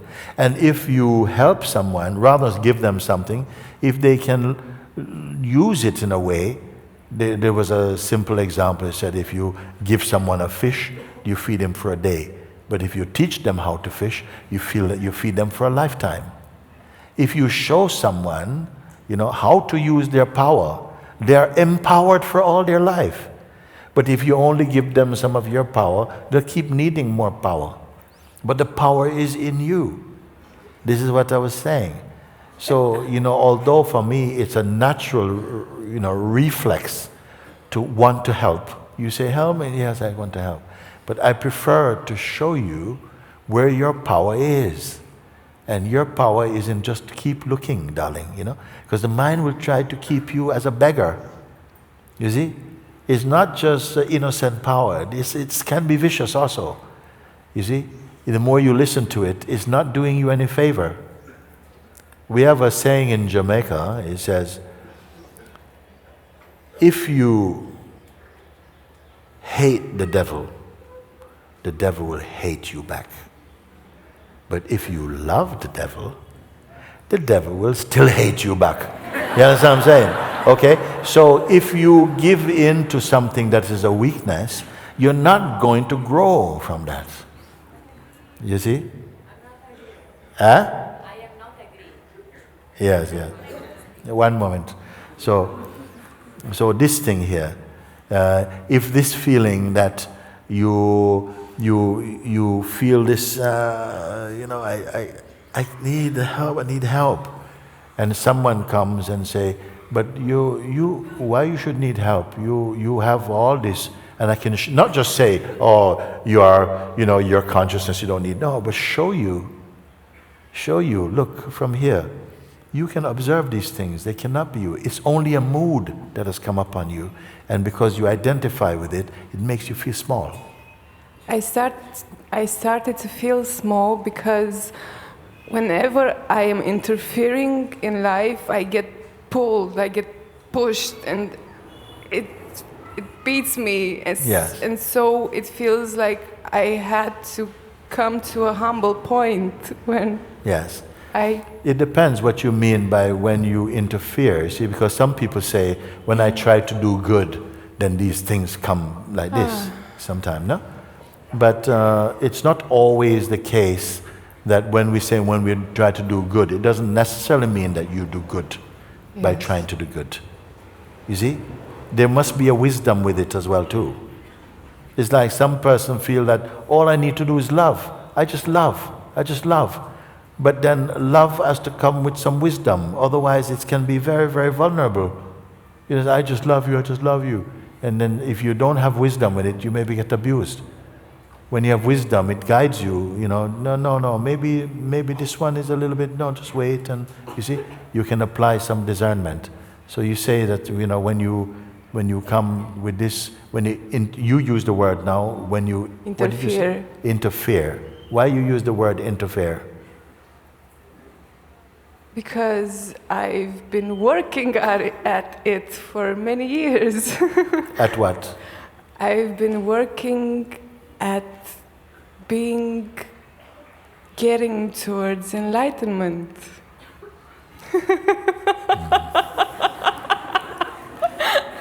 What's so funny? Sure, so we can have a laugh as well. What is so funny? I've been working at it.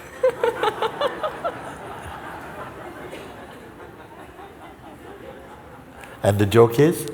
I want to know.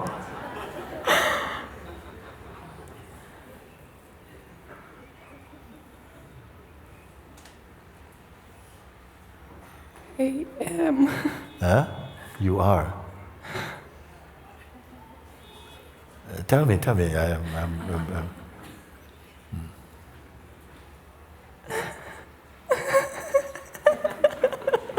You say you've been working at enlightenment, and we say, well, that's an idea. We're working, no?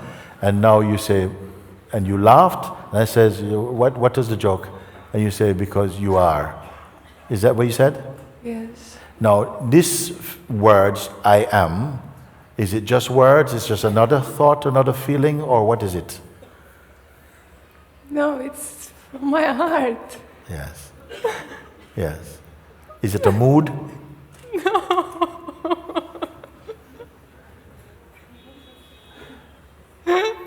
Are these tears of sadness or what? No. Because we can cry with joy, no? And we cry with sadness. So I want just checking.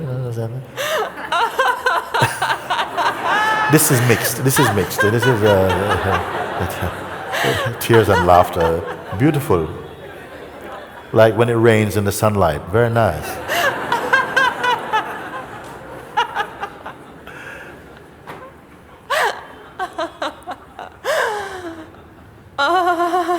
Oh my God.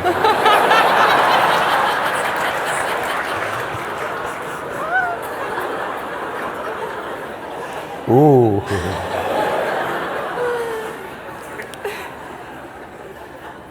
It moves like that, but I am. Yeah, all this is fine if you are neutral. All of this is fine if you are empty. If you are empty. But if you're woo and you're woo and you're woo and you're woo, then you're not good. Yes, because there are still ideas of what is good, of what is love, of what is not love, of what poor people or animals or pollution or...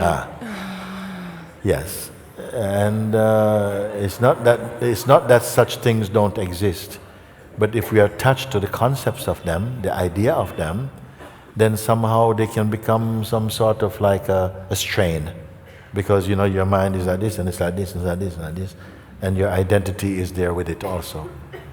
When you can watch from the place that I point, these things do not affect you. They don't affect you, you see? In our country, in Jamaica in particular, we have this, we eat a lot of green bananas, not directly, we cook them. And then we used to, in those days, and maybe not so much now, but in those days we used to cook a lot cut with an iron knife. And when you put iron knife and you cut the banana and so on, it gives some black substance, sticky black substance, like over here if you're working with jackfruit, it's the same thing. And what we do, we put coconut oil first on the hand. Then you can peel green banana all day, and then you can wash it off easy because it doesn't stick. This example I'm putting, when you put on the oil of understanding, these things won't trouble you. The oil of understanding you must rub if you're going to go into this world. You see? Otherwise you can become too emotional, just too much. Some people, they feel too much pain for other people. More pain than the people are feeling. you know them, okay. Like this. And they see people that look like suffering, they go, because they can't bear it. Their mind put in awe, they project even more suffering. You see? And sometimes I've seen it also. Somebody is outside McDonald's on the street, and somebody come and say, he's so hungry, so hungry. Get this man some food. They go and buy him burger and something, chips and stuff. And they came, come on, Papa, come eat the burger, chips. No, I don't want burger. I want a beer. I am not giving you beer. Beer is not good for you. Who are you serving?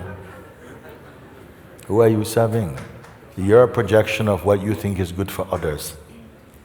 Even people, sometimes they're on their last few breaths in the hospital, maybe cancer or something like this, their last. I'm going to get in trouble for this.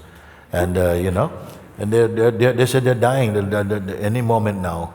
And they tell them, come on, the man says, look, I just want a cigarette. And he says, no, it's bad for you. Come on, I mean, Jesus.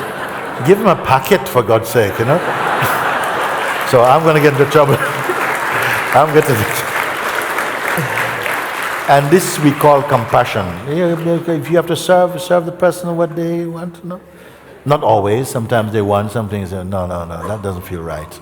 So I don't want to go too far into these things. What I would call the wisdom and your powers of discernment will guide the right thing. I'm just giving some examples like that.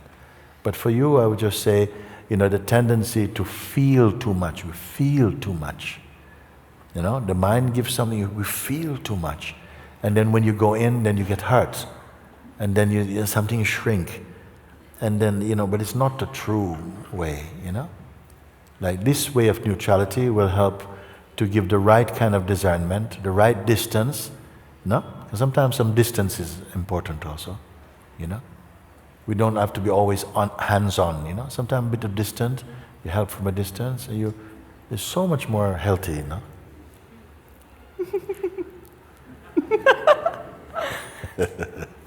Okay.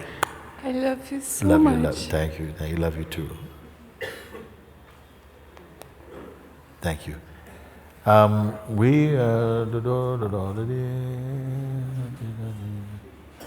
Come, I want to hear from you, Auntie. Come now. One moment. Yeah.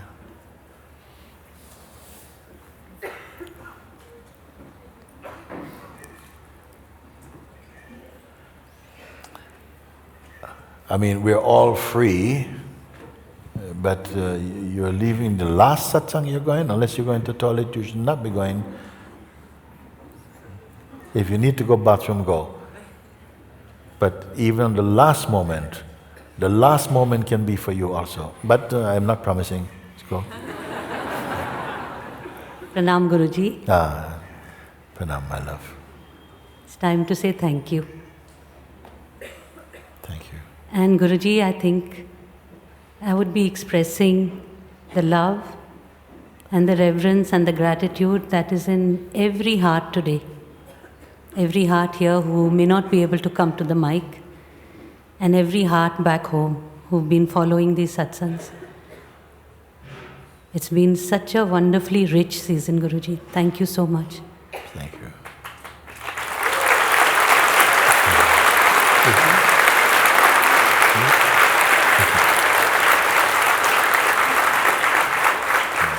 And actually, Guruji, it comes to me to say thank you first for the ones who just came to Rishikesh, who didn't know about you, who just came on a vacation and saw some posters saying Satsang with Moojibaba and just walked in here and to the moment of grace that probably will change their lives. So thank you from all the new ones who came and who fitted so effortlessly into this energy field of satsang. And thank you, of course, Guruji, from all of us, the rest of us who have been following your pointings. It's been such a gift to be able to just immerse ourselves in satsang for 4 whole weeks. Just wonderful.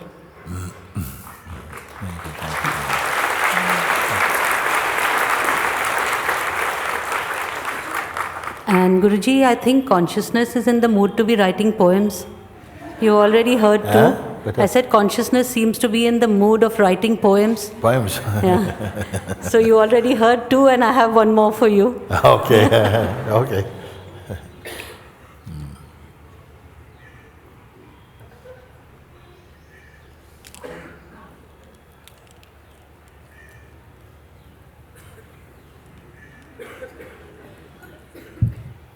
So here in Rishikesh, amidst the rush and noise, you've brought us to a space of silence and poise. You showed us the place where it's always still, where nothing has happened and ever will. And it's not just when things are going all right, but also when there's tumult outside. You've guided us to simply watch the eye and allow everything to just pass by, constantly reminding us to just let things be. You've shown us what it means to be truly free.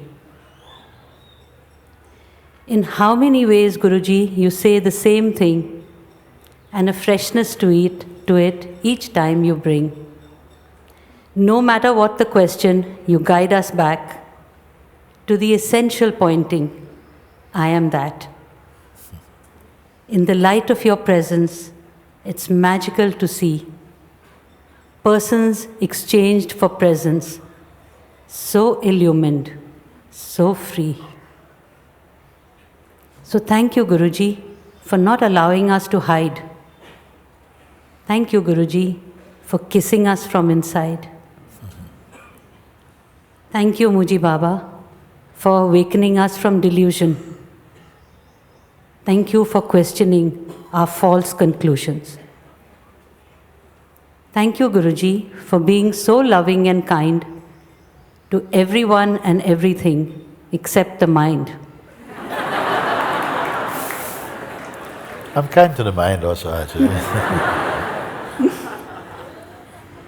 Thank you for awakening us from the person nap and bringing us to sit in God's lap. Guruji, I'd like to say a special thank you for the music that we've heard. Thank you, Guruji, for the music divine.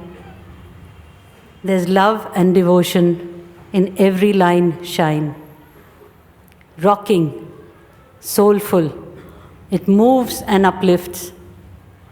Stuck resistances, it gently shifts. And your parables, Guruji, your parables and examples are such a delight. How vividly they bring your pointings to life.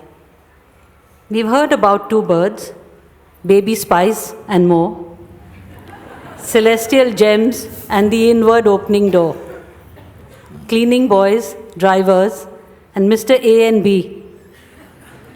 An award for sound effects and mimicry you deserve, Guruji.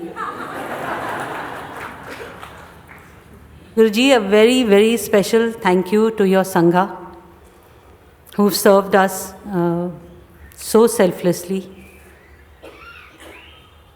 There's so much of you.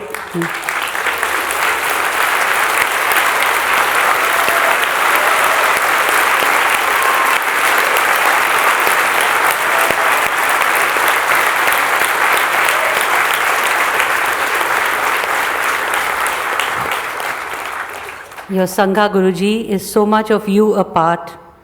It is your arms and it is your heart. How selflessly they serve and care. Their devotion is so precious, so rare. How lovingly they hold the space, Truly, Guruji, they are a river of grace.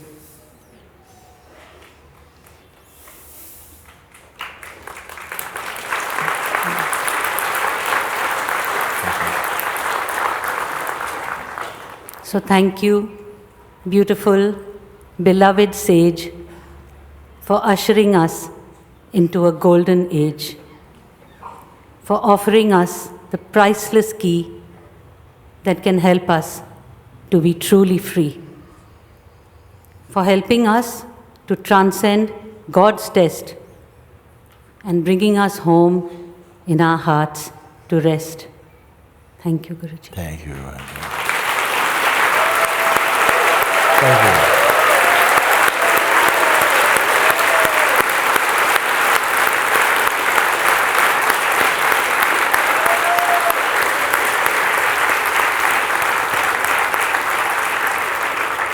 Guruji, I'd just like to say a small prayer for you from all of us. May your light spread far and wide. In the heart space, may all beings abide. May your pointings bear the sweetest fruit as more and more lives become the evidence of truth. Thank you. Thank you.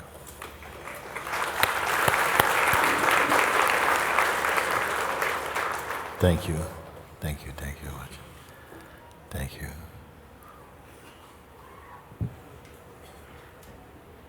Thank you, everyone, because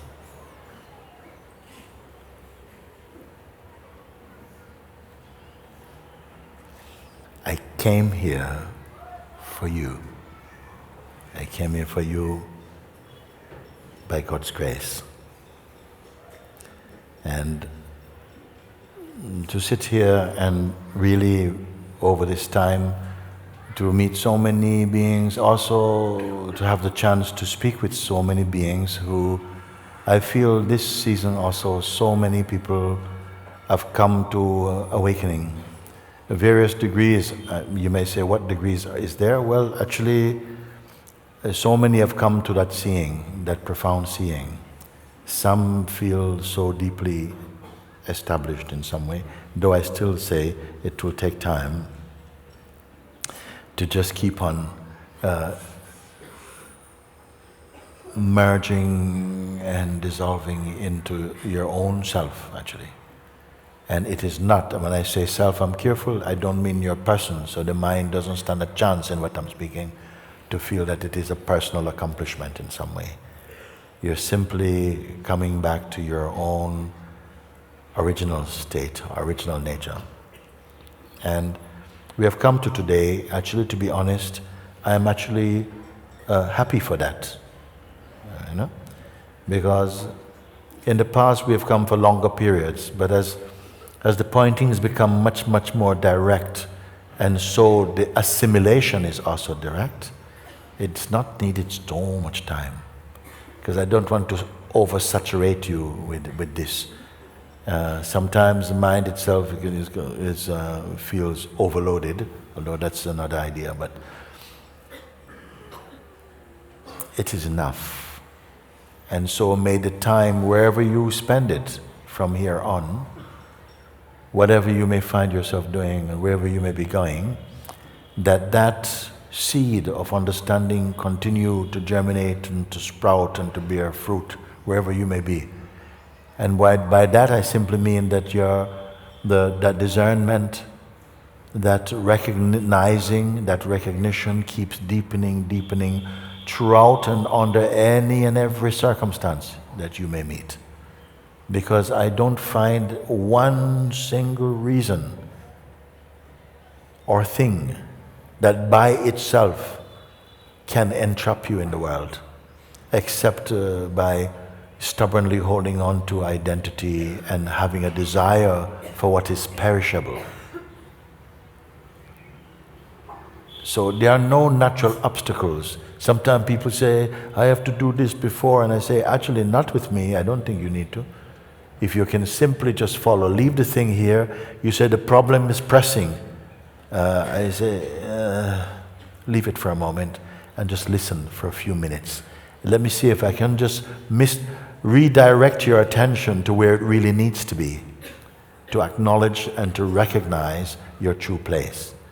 And from here, I can guarantee that you're going to have the best medicine in the world. Truly the one medicine for everything is not going to come in a bottle. That you can really listen and follow. This is why I think it's so beautiful, because what I'm sharing you can follow immediately just by listening. This is immediate sadhana. You're listening and seeing, and understanding, and you see that gradually something has changed. You perhaps don't even know what. The mind may even misinterpret and say, look, you feel so tense and you don't know where you're going. And it is true. Actually, nobody knows where they're going. We only imagine we do. But the self doesn't have to be going anywhere to be what it is. Your body has to go somewhere to do what the body has to do. But your self doesn't have to go anywhere to be more what it is. It is what it is. And I hope that the endeavor to these weeks here in Rishikesh to really point and direct and to encourage and to be consistently pointing in this, that it has found its mark and that your life will continue to deepen and to blossom and bear fruit, a fruit that feeds the world. I don't want to say too much of that because Mr. Ego is kind of waiting to rescue the world. I'm just saying, just to be as you are. Move in that and be informed somehow by your own grace. Be with your own intuition, but it's nothing personal. So then you will enjoy, because if it become personal, you will not enjoy. It will become dirty. So stay in that neutrality. Shun the desire to label yourself as something, and stay in that which you are shown. Just this thing I ask now. So we are really at the end of this season of Satsanghs here in Rishikesh. And I'm so pleased that I'm not left with half a room only of people, that all are here. And if those who had to leave early, blessed be you on your journey, and you from your journey onwards, whatever journey we see. There is a physical journey in a physical body, in mental body, but you're also moving in that which does not need to move because it is infinite and fills everywhere. You will come to see more and more clearly from this place.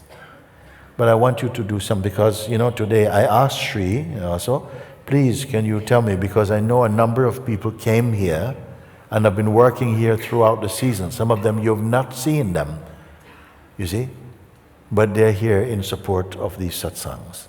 And I asked Sri, because I'm not good remembering things, but I would like you to show your respect to these beings. And also, I did ask as well, because I know that there are Sangha groups from all around the world joining in these satsangs here, in larger numbers than are actually here physically here at the moment.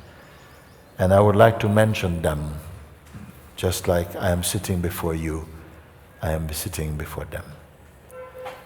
And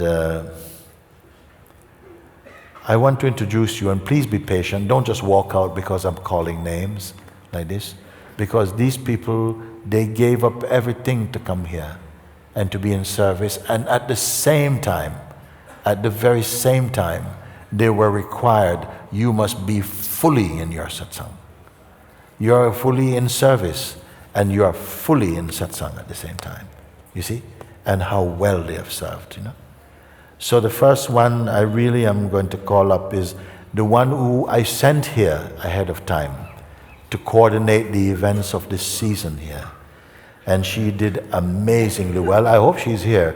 I want to just call Jaya, and I want you to just show your appreciation, because she has been, come here, come here.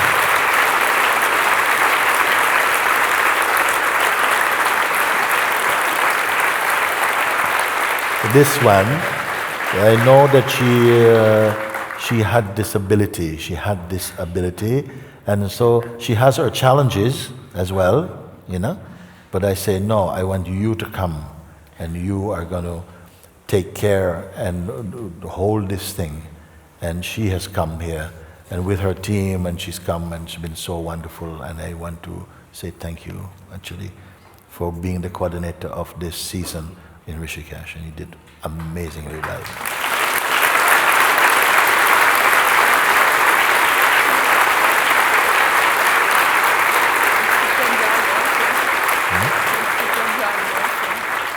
Yes, I'm going to call her also. And also I'm going to call a few people here. Can I call Pranjali also to come here? Okay.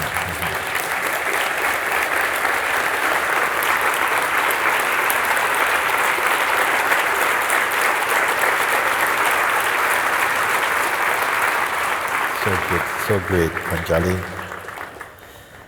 Thank you so much. You're here, and I will just move on with this. You stay here with me. We have our friends from here, from Rishikesh, and I cannot go further than just call them. If you would just stand and come here for me. Chaitanya ji is right here. Chaitanya is with us throughout all the year, actually. We are in correspondence all year. And is in spite also of his mother not being well and everything, and have to take care of her. He's always been here. And thank you so much. Can I call on Kamal? Where are you, Kamal? Kamal here has been just amazing here.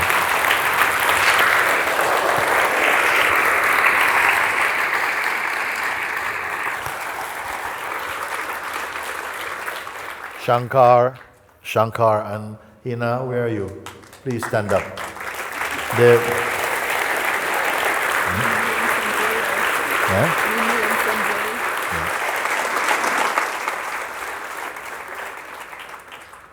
Thank you.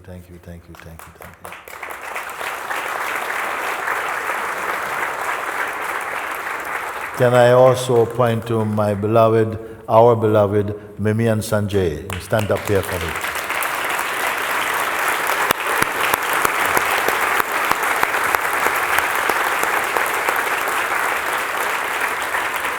Thank you. Can I call Anshri?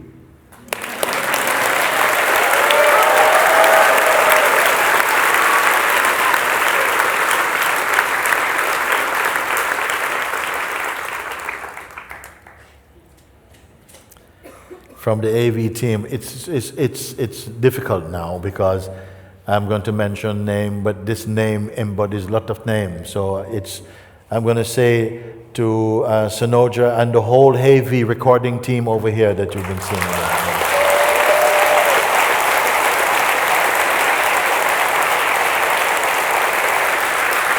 Thank you. I want to say also with them, these guys, they are up also very, very late in the night, editing and making sure that the satsangs go out, and so much dedication from them.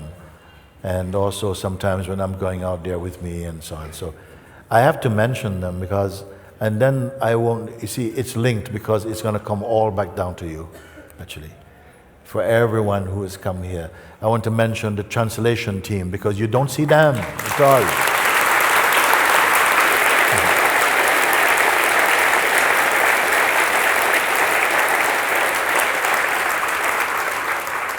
We have a team called Supportive Presence for people who have come to Satsang and have found that strong energies sometimes come up in them as their mind begins to rebel, as I told you. And it can be very, very, very strong, it can freak out all kinds of ways. We have a team of what we call the Supporting Presence team. Can you stand up for a minute? Can we see who you are? Just those. You can see them.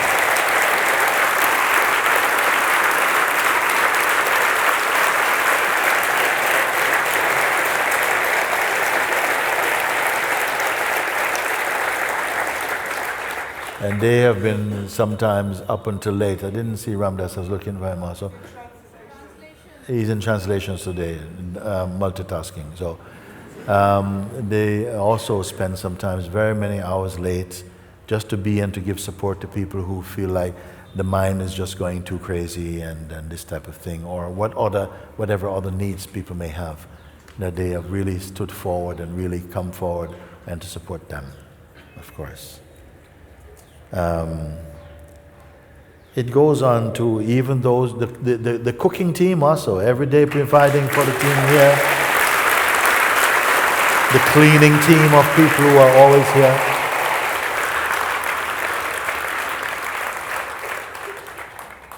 These people who come to fix my microphone and all things like this.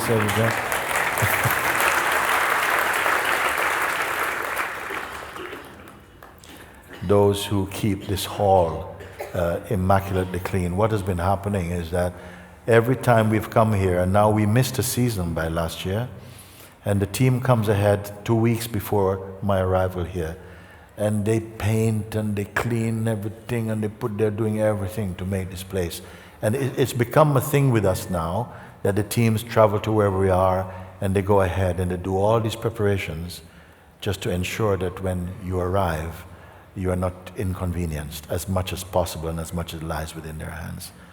So all these things, I just feel it's to acknowledge this loving service, this seva from so many people who were not themselves coming directly from Sahaja, from all around the world who came here ahead of time just to prepare and to be part of this wonderful team of service. So thank you all so much.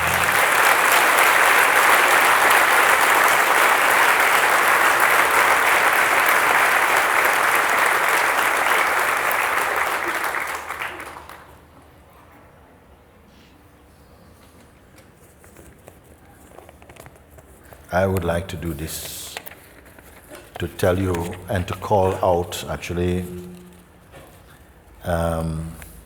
I'd like to acknowledge and really give so much gratitude to Swami Satyananda, whose ashram we are using today. He is not here right now, but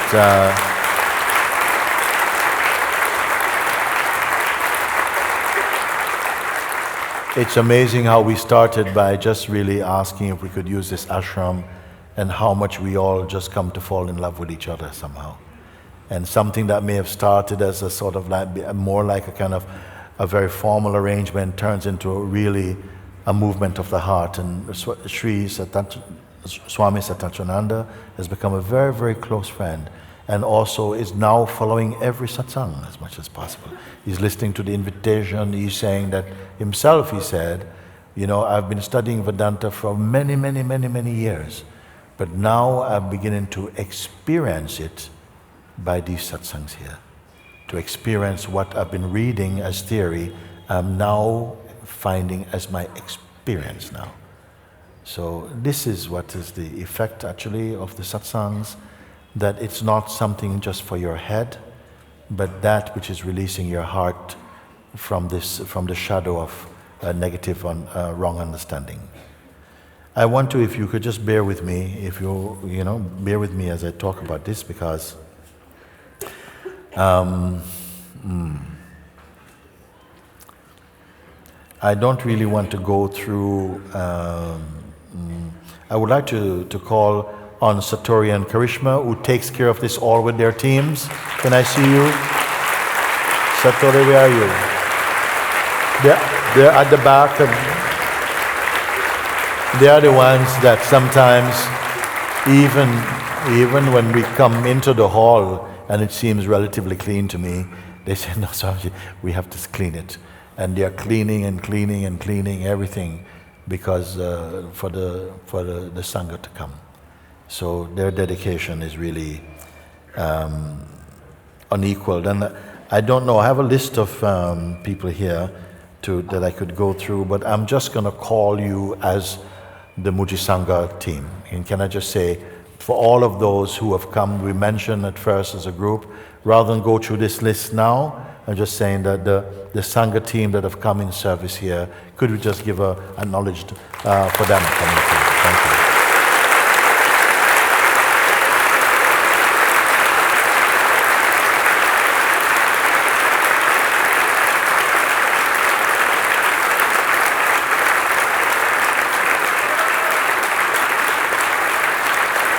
Can we call on to say, give support also for the music of the bhajan teams with Omkar and Bolanath.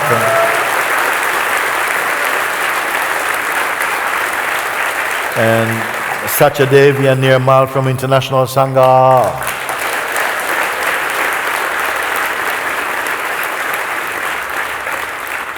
Sumantra from Communications, where are you?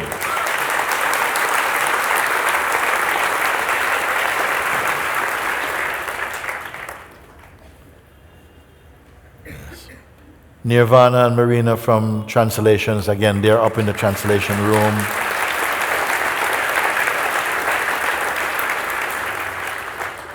Serena and Jan also for this hall, taking care of this hall.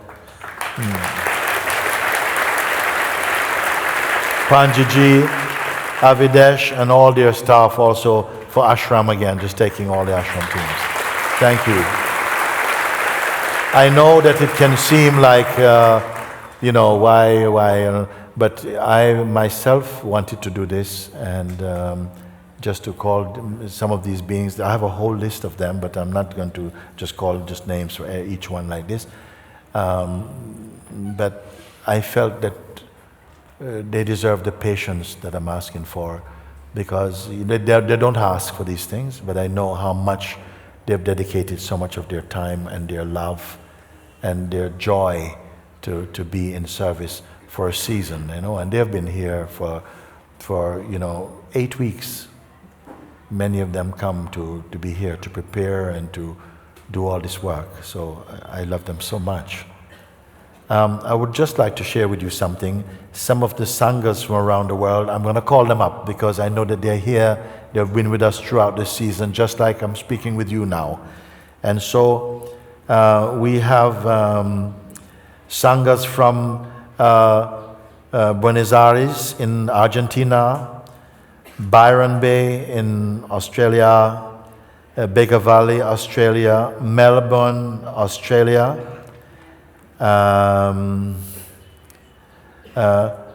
Bastogne in Belgium. Help me if I don't know this thing.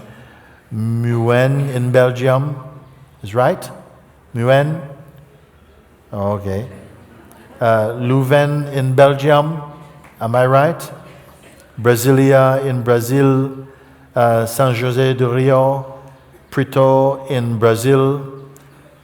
Am I right in this one?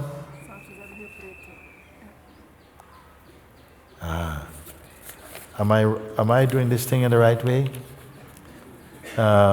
Yes. Sofia, Bulgaria, Enfield in Canada, Vancouver, Canada, Montreal, Canada, Toronto, Canada, Minton, Canada, Copenhagen group. These are Sangha groups, all that I've been reading. Copenhagen in Denmark, Alpes province in France, Tarn in France. Why are these here? These are the days, apparently the days where they meet. Okay. And Bordeaux, Aquitaine in France, Paris, France, Berlin, Germany, Black Forest, Germany, Hamburg. Yeah, you can help. Yeah, you can help. He's one little. Hamburg in Germany, Saarbrücken in Germany, Ostsee in Germany, Gießen in Germany, Stuttgart, Germany. Again, these are all Sangha groups. Crete in Greece, West Cork in Ireland, Elba in Italy, Verona, Italy, Cafalu in Italy, Assisi, Florence, Rome in Italy, Luxembourg, Leiden in Netherlands. These are all the different groups of Sangha members participating in this year's time here. Netherlands, that's Utrecht, Zeist. Yes, perfect. Whoa, okay. Leuven, Netherlands, The Hague, Netherlands, Haarlem, Netherlands, I've been there. Amsterdam, Zuid in Netherlands. Winkel, Netherlands. Heemskerk, Netherlands. Auckland, New Zealand. Braga in Portugal. Funchal in Portugal. Almada, Portugal. Barcelona, Spain. Las Palmas, Spain. Valencia, Spain. This one's going to give me trouble. Starsund, Sweden. Stockholm, Sweden. Sion, Switzerland. Geneva, Switzerland. Trinidad in Trinidad. Different various cities in Turkey. Cornwall, United Kingdom. Birmingham, United Kingdom. Edinburgh, United Kingdom. Northampton, United Kingdom. Suffolk, United Kingdom. Birmingham, United Kingdom. Manchester, United Kingdom. Exeter, United Kingdom. Julian, United States of America. Laguna Beach, United States. Maui, United States. Santa Barbara, United States. Eugene, United States. San Diego, United States. Bozeman, United States. Ojai, United States. Seattle, United States. Sacramento, United States of America. New York, United States of America. And I think that is it. Thank you. And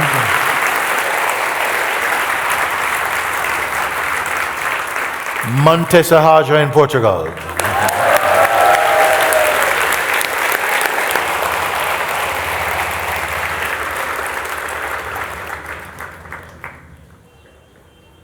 All gratitude to Sri Ramana Maharishi and Sri Nisargadatta Maharaj and my own father Papaji, Sri Punjaji, Lord Christ, Lord Buddha, Lord Krishna, Lord Ram, Sri Ananda Mahima, Sri Yogiram Surat Kumar, Sri Ma Devaki. Thank you, thank you, thank you. Your presence and grace have supported these satsangs. Thank you.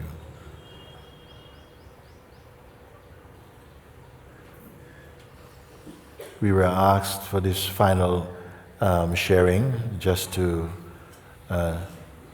sing a song. And it's one that it's a little bit of our anthem, and it goes a bit like this. If I'm not such a good,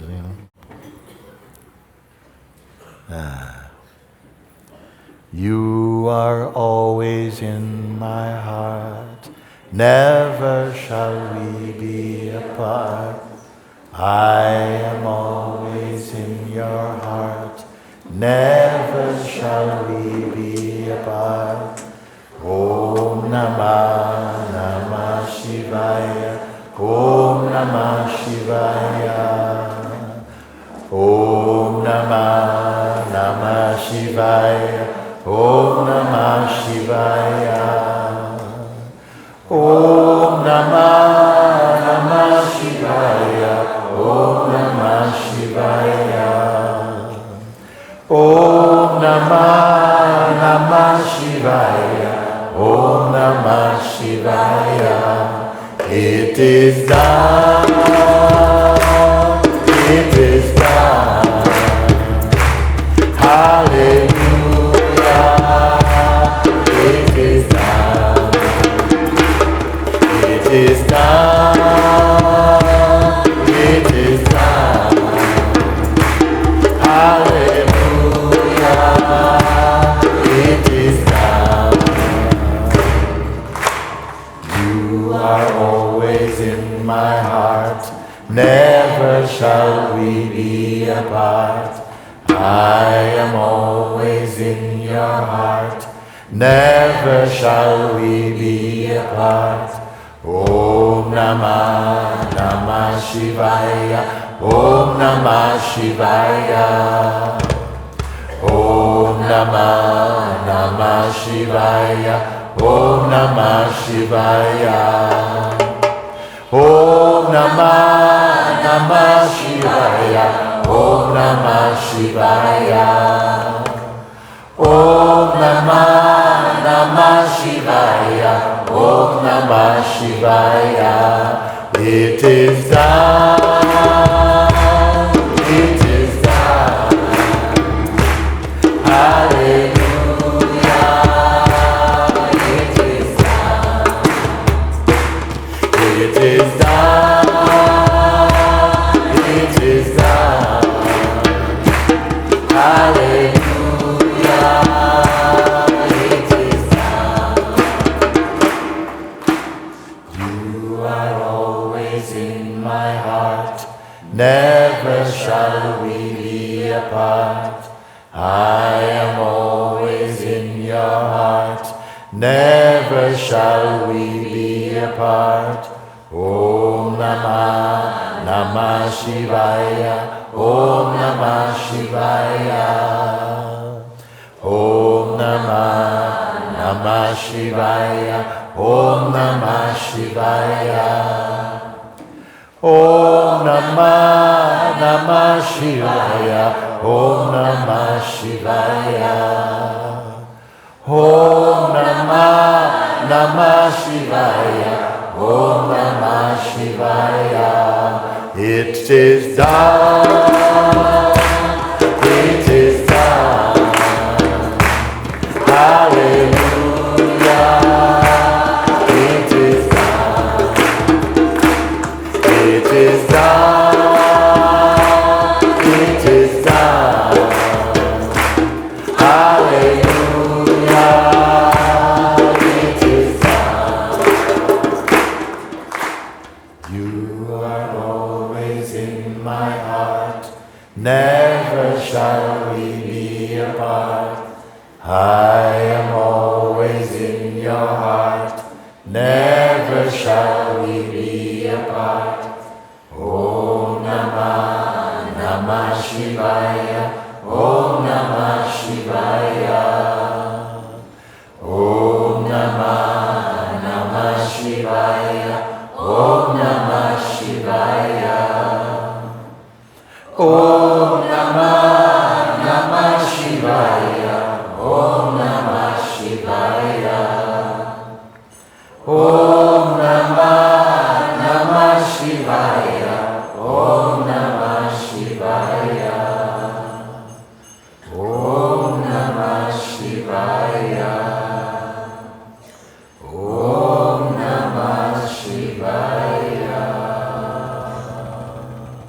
Om Shri Sadguru Ramana ki Jai. Papa Ji ki Shri Buddha ki Shri Ram ki Shri Christ ki Shri Ananda Ma ki Shri Yogi Ram Surat Kumar ki Shri Mahadeva ki Shri Ram ki Shri Bankai ki Shri Ganga ki Sahaja ki Sangha ki. Shri Moojibaba ki Shri Moojibaba ki Shri Moojibaba ki.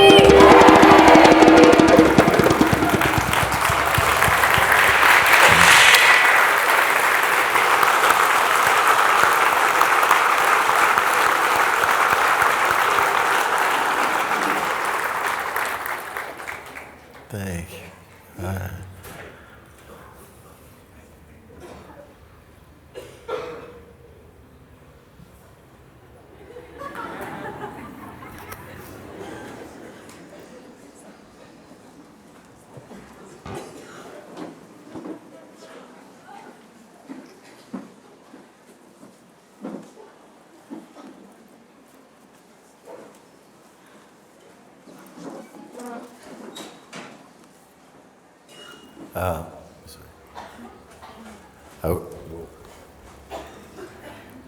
I would like to mention also that special mention to Anantaji, who is here. You stand up there for me. And I would also mention Ramdasji. Where are you? The translation room. And I have Raji here, who has been here, and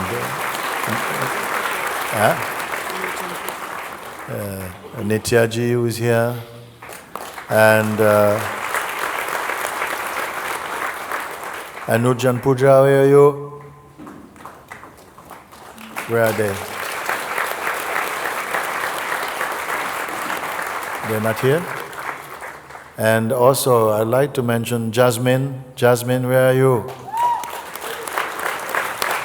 I don't know where they are right now. Thank you, thank you, thank you. Okay, good, good. Love you, love you, love you, and I don't know what more to say. Just I love you, God bless you, and my heart is with you wherever you go, and that whatever seeds have been planted deep within your heart will continue to grow there and will never die, and will bring your mind and everything back into this very source, that this life is for freedom. Hallelujah. Thank you very much.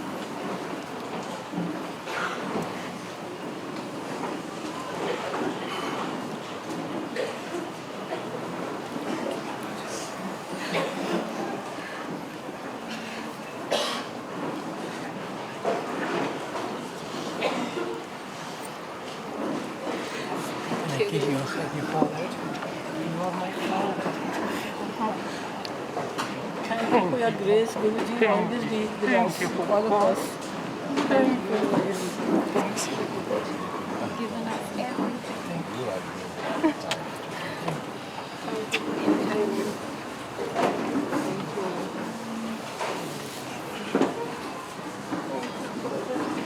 All of us.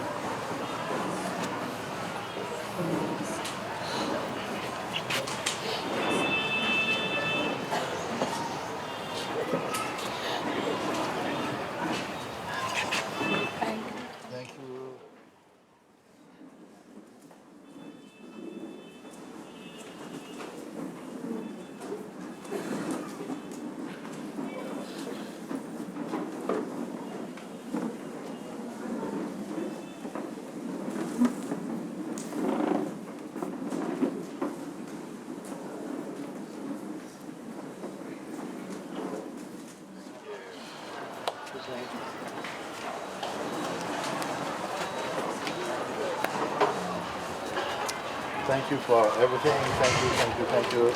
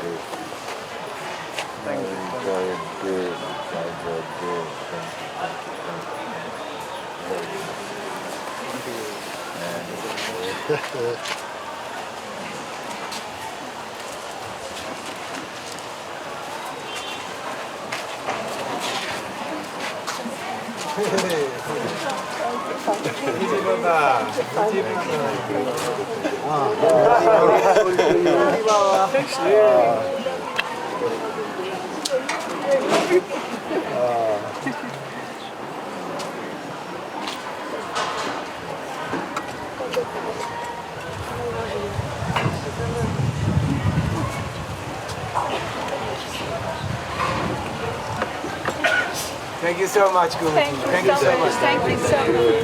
Thank you.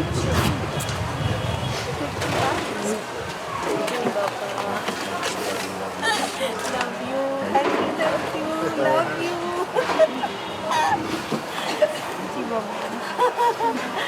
Put your hand here. Thank you.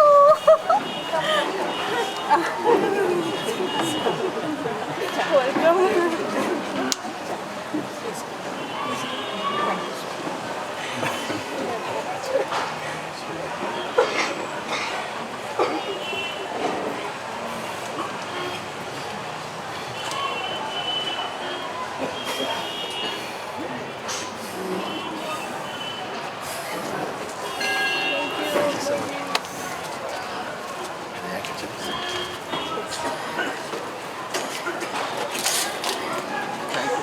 Thank you, Mooji.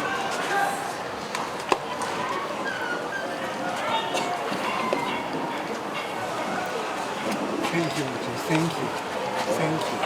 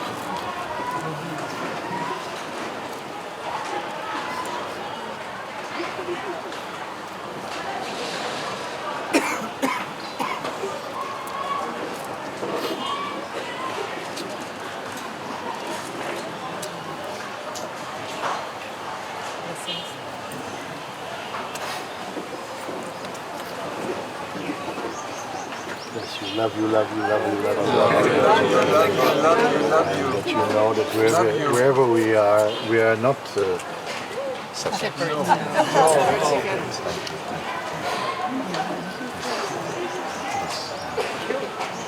I see you fine. We don't leave. Thank you, Mooji. Thank you. Much love.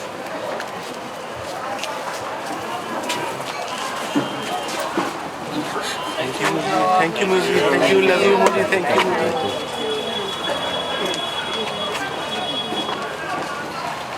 Message from the Prashad. Message from the Prashad. Oh, Prashad. Is it from him? Every family.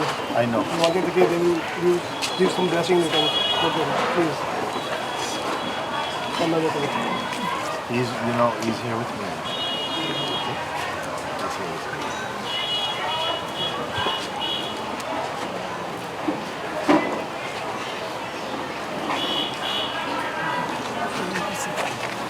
Thank you, Mooji. Love you, Mooji. Thank you.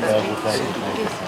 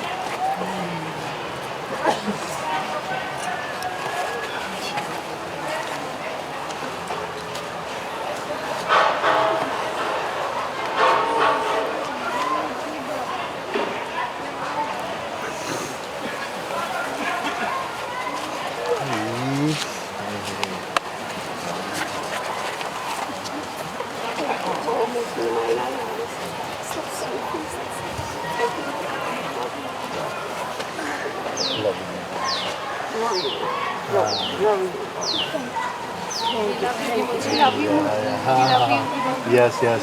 I don't forget what you shared.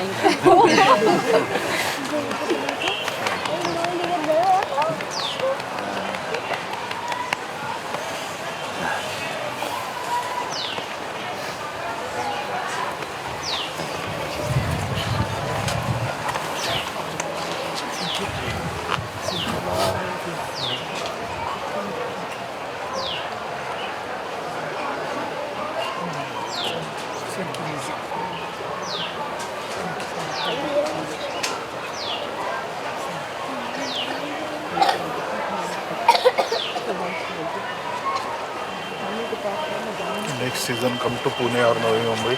Yeah. Я люблю тебя, Mooji.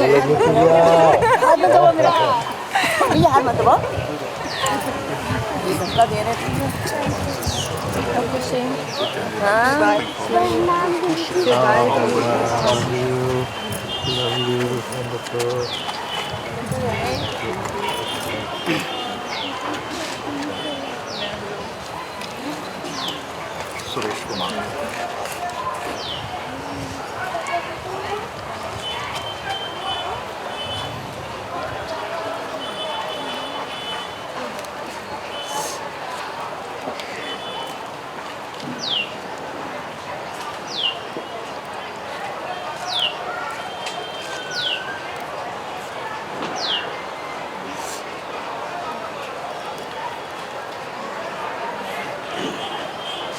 you. Thank you.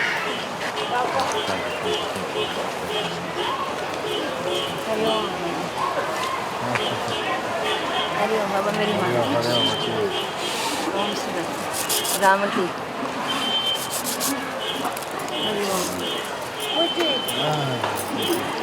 Dio Mooji.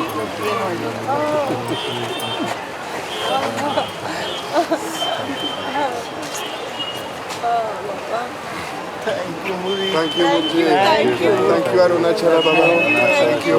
Thank you, Mooji. Thank you. Thank you. Love, love, love. I want to say goodbye to the broadcast. Thank you for all of you who have been joining us for broadcasting, and as you can see, it's been such a beautiful season, and thanks for your presence, whoever you are, God's love I send towards you, full grace, whatever lies in my heart to send towards you. If anyone is offended by words I speak, please forgive me. Bless you in all your way. God bless you. Thank you.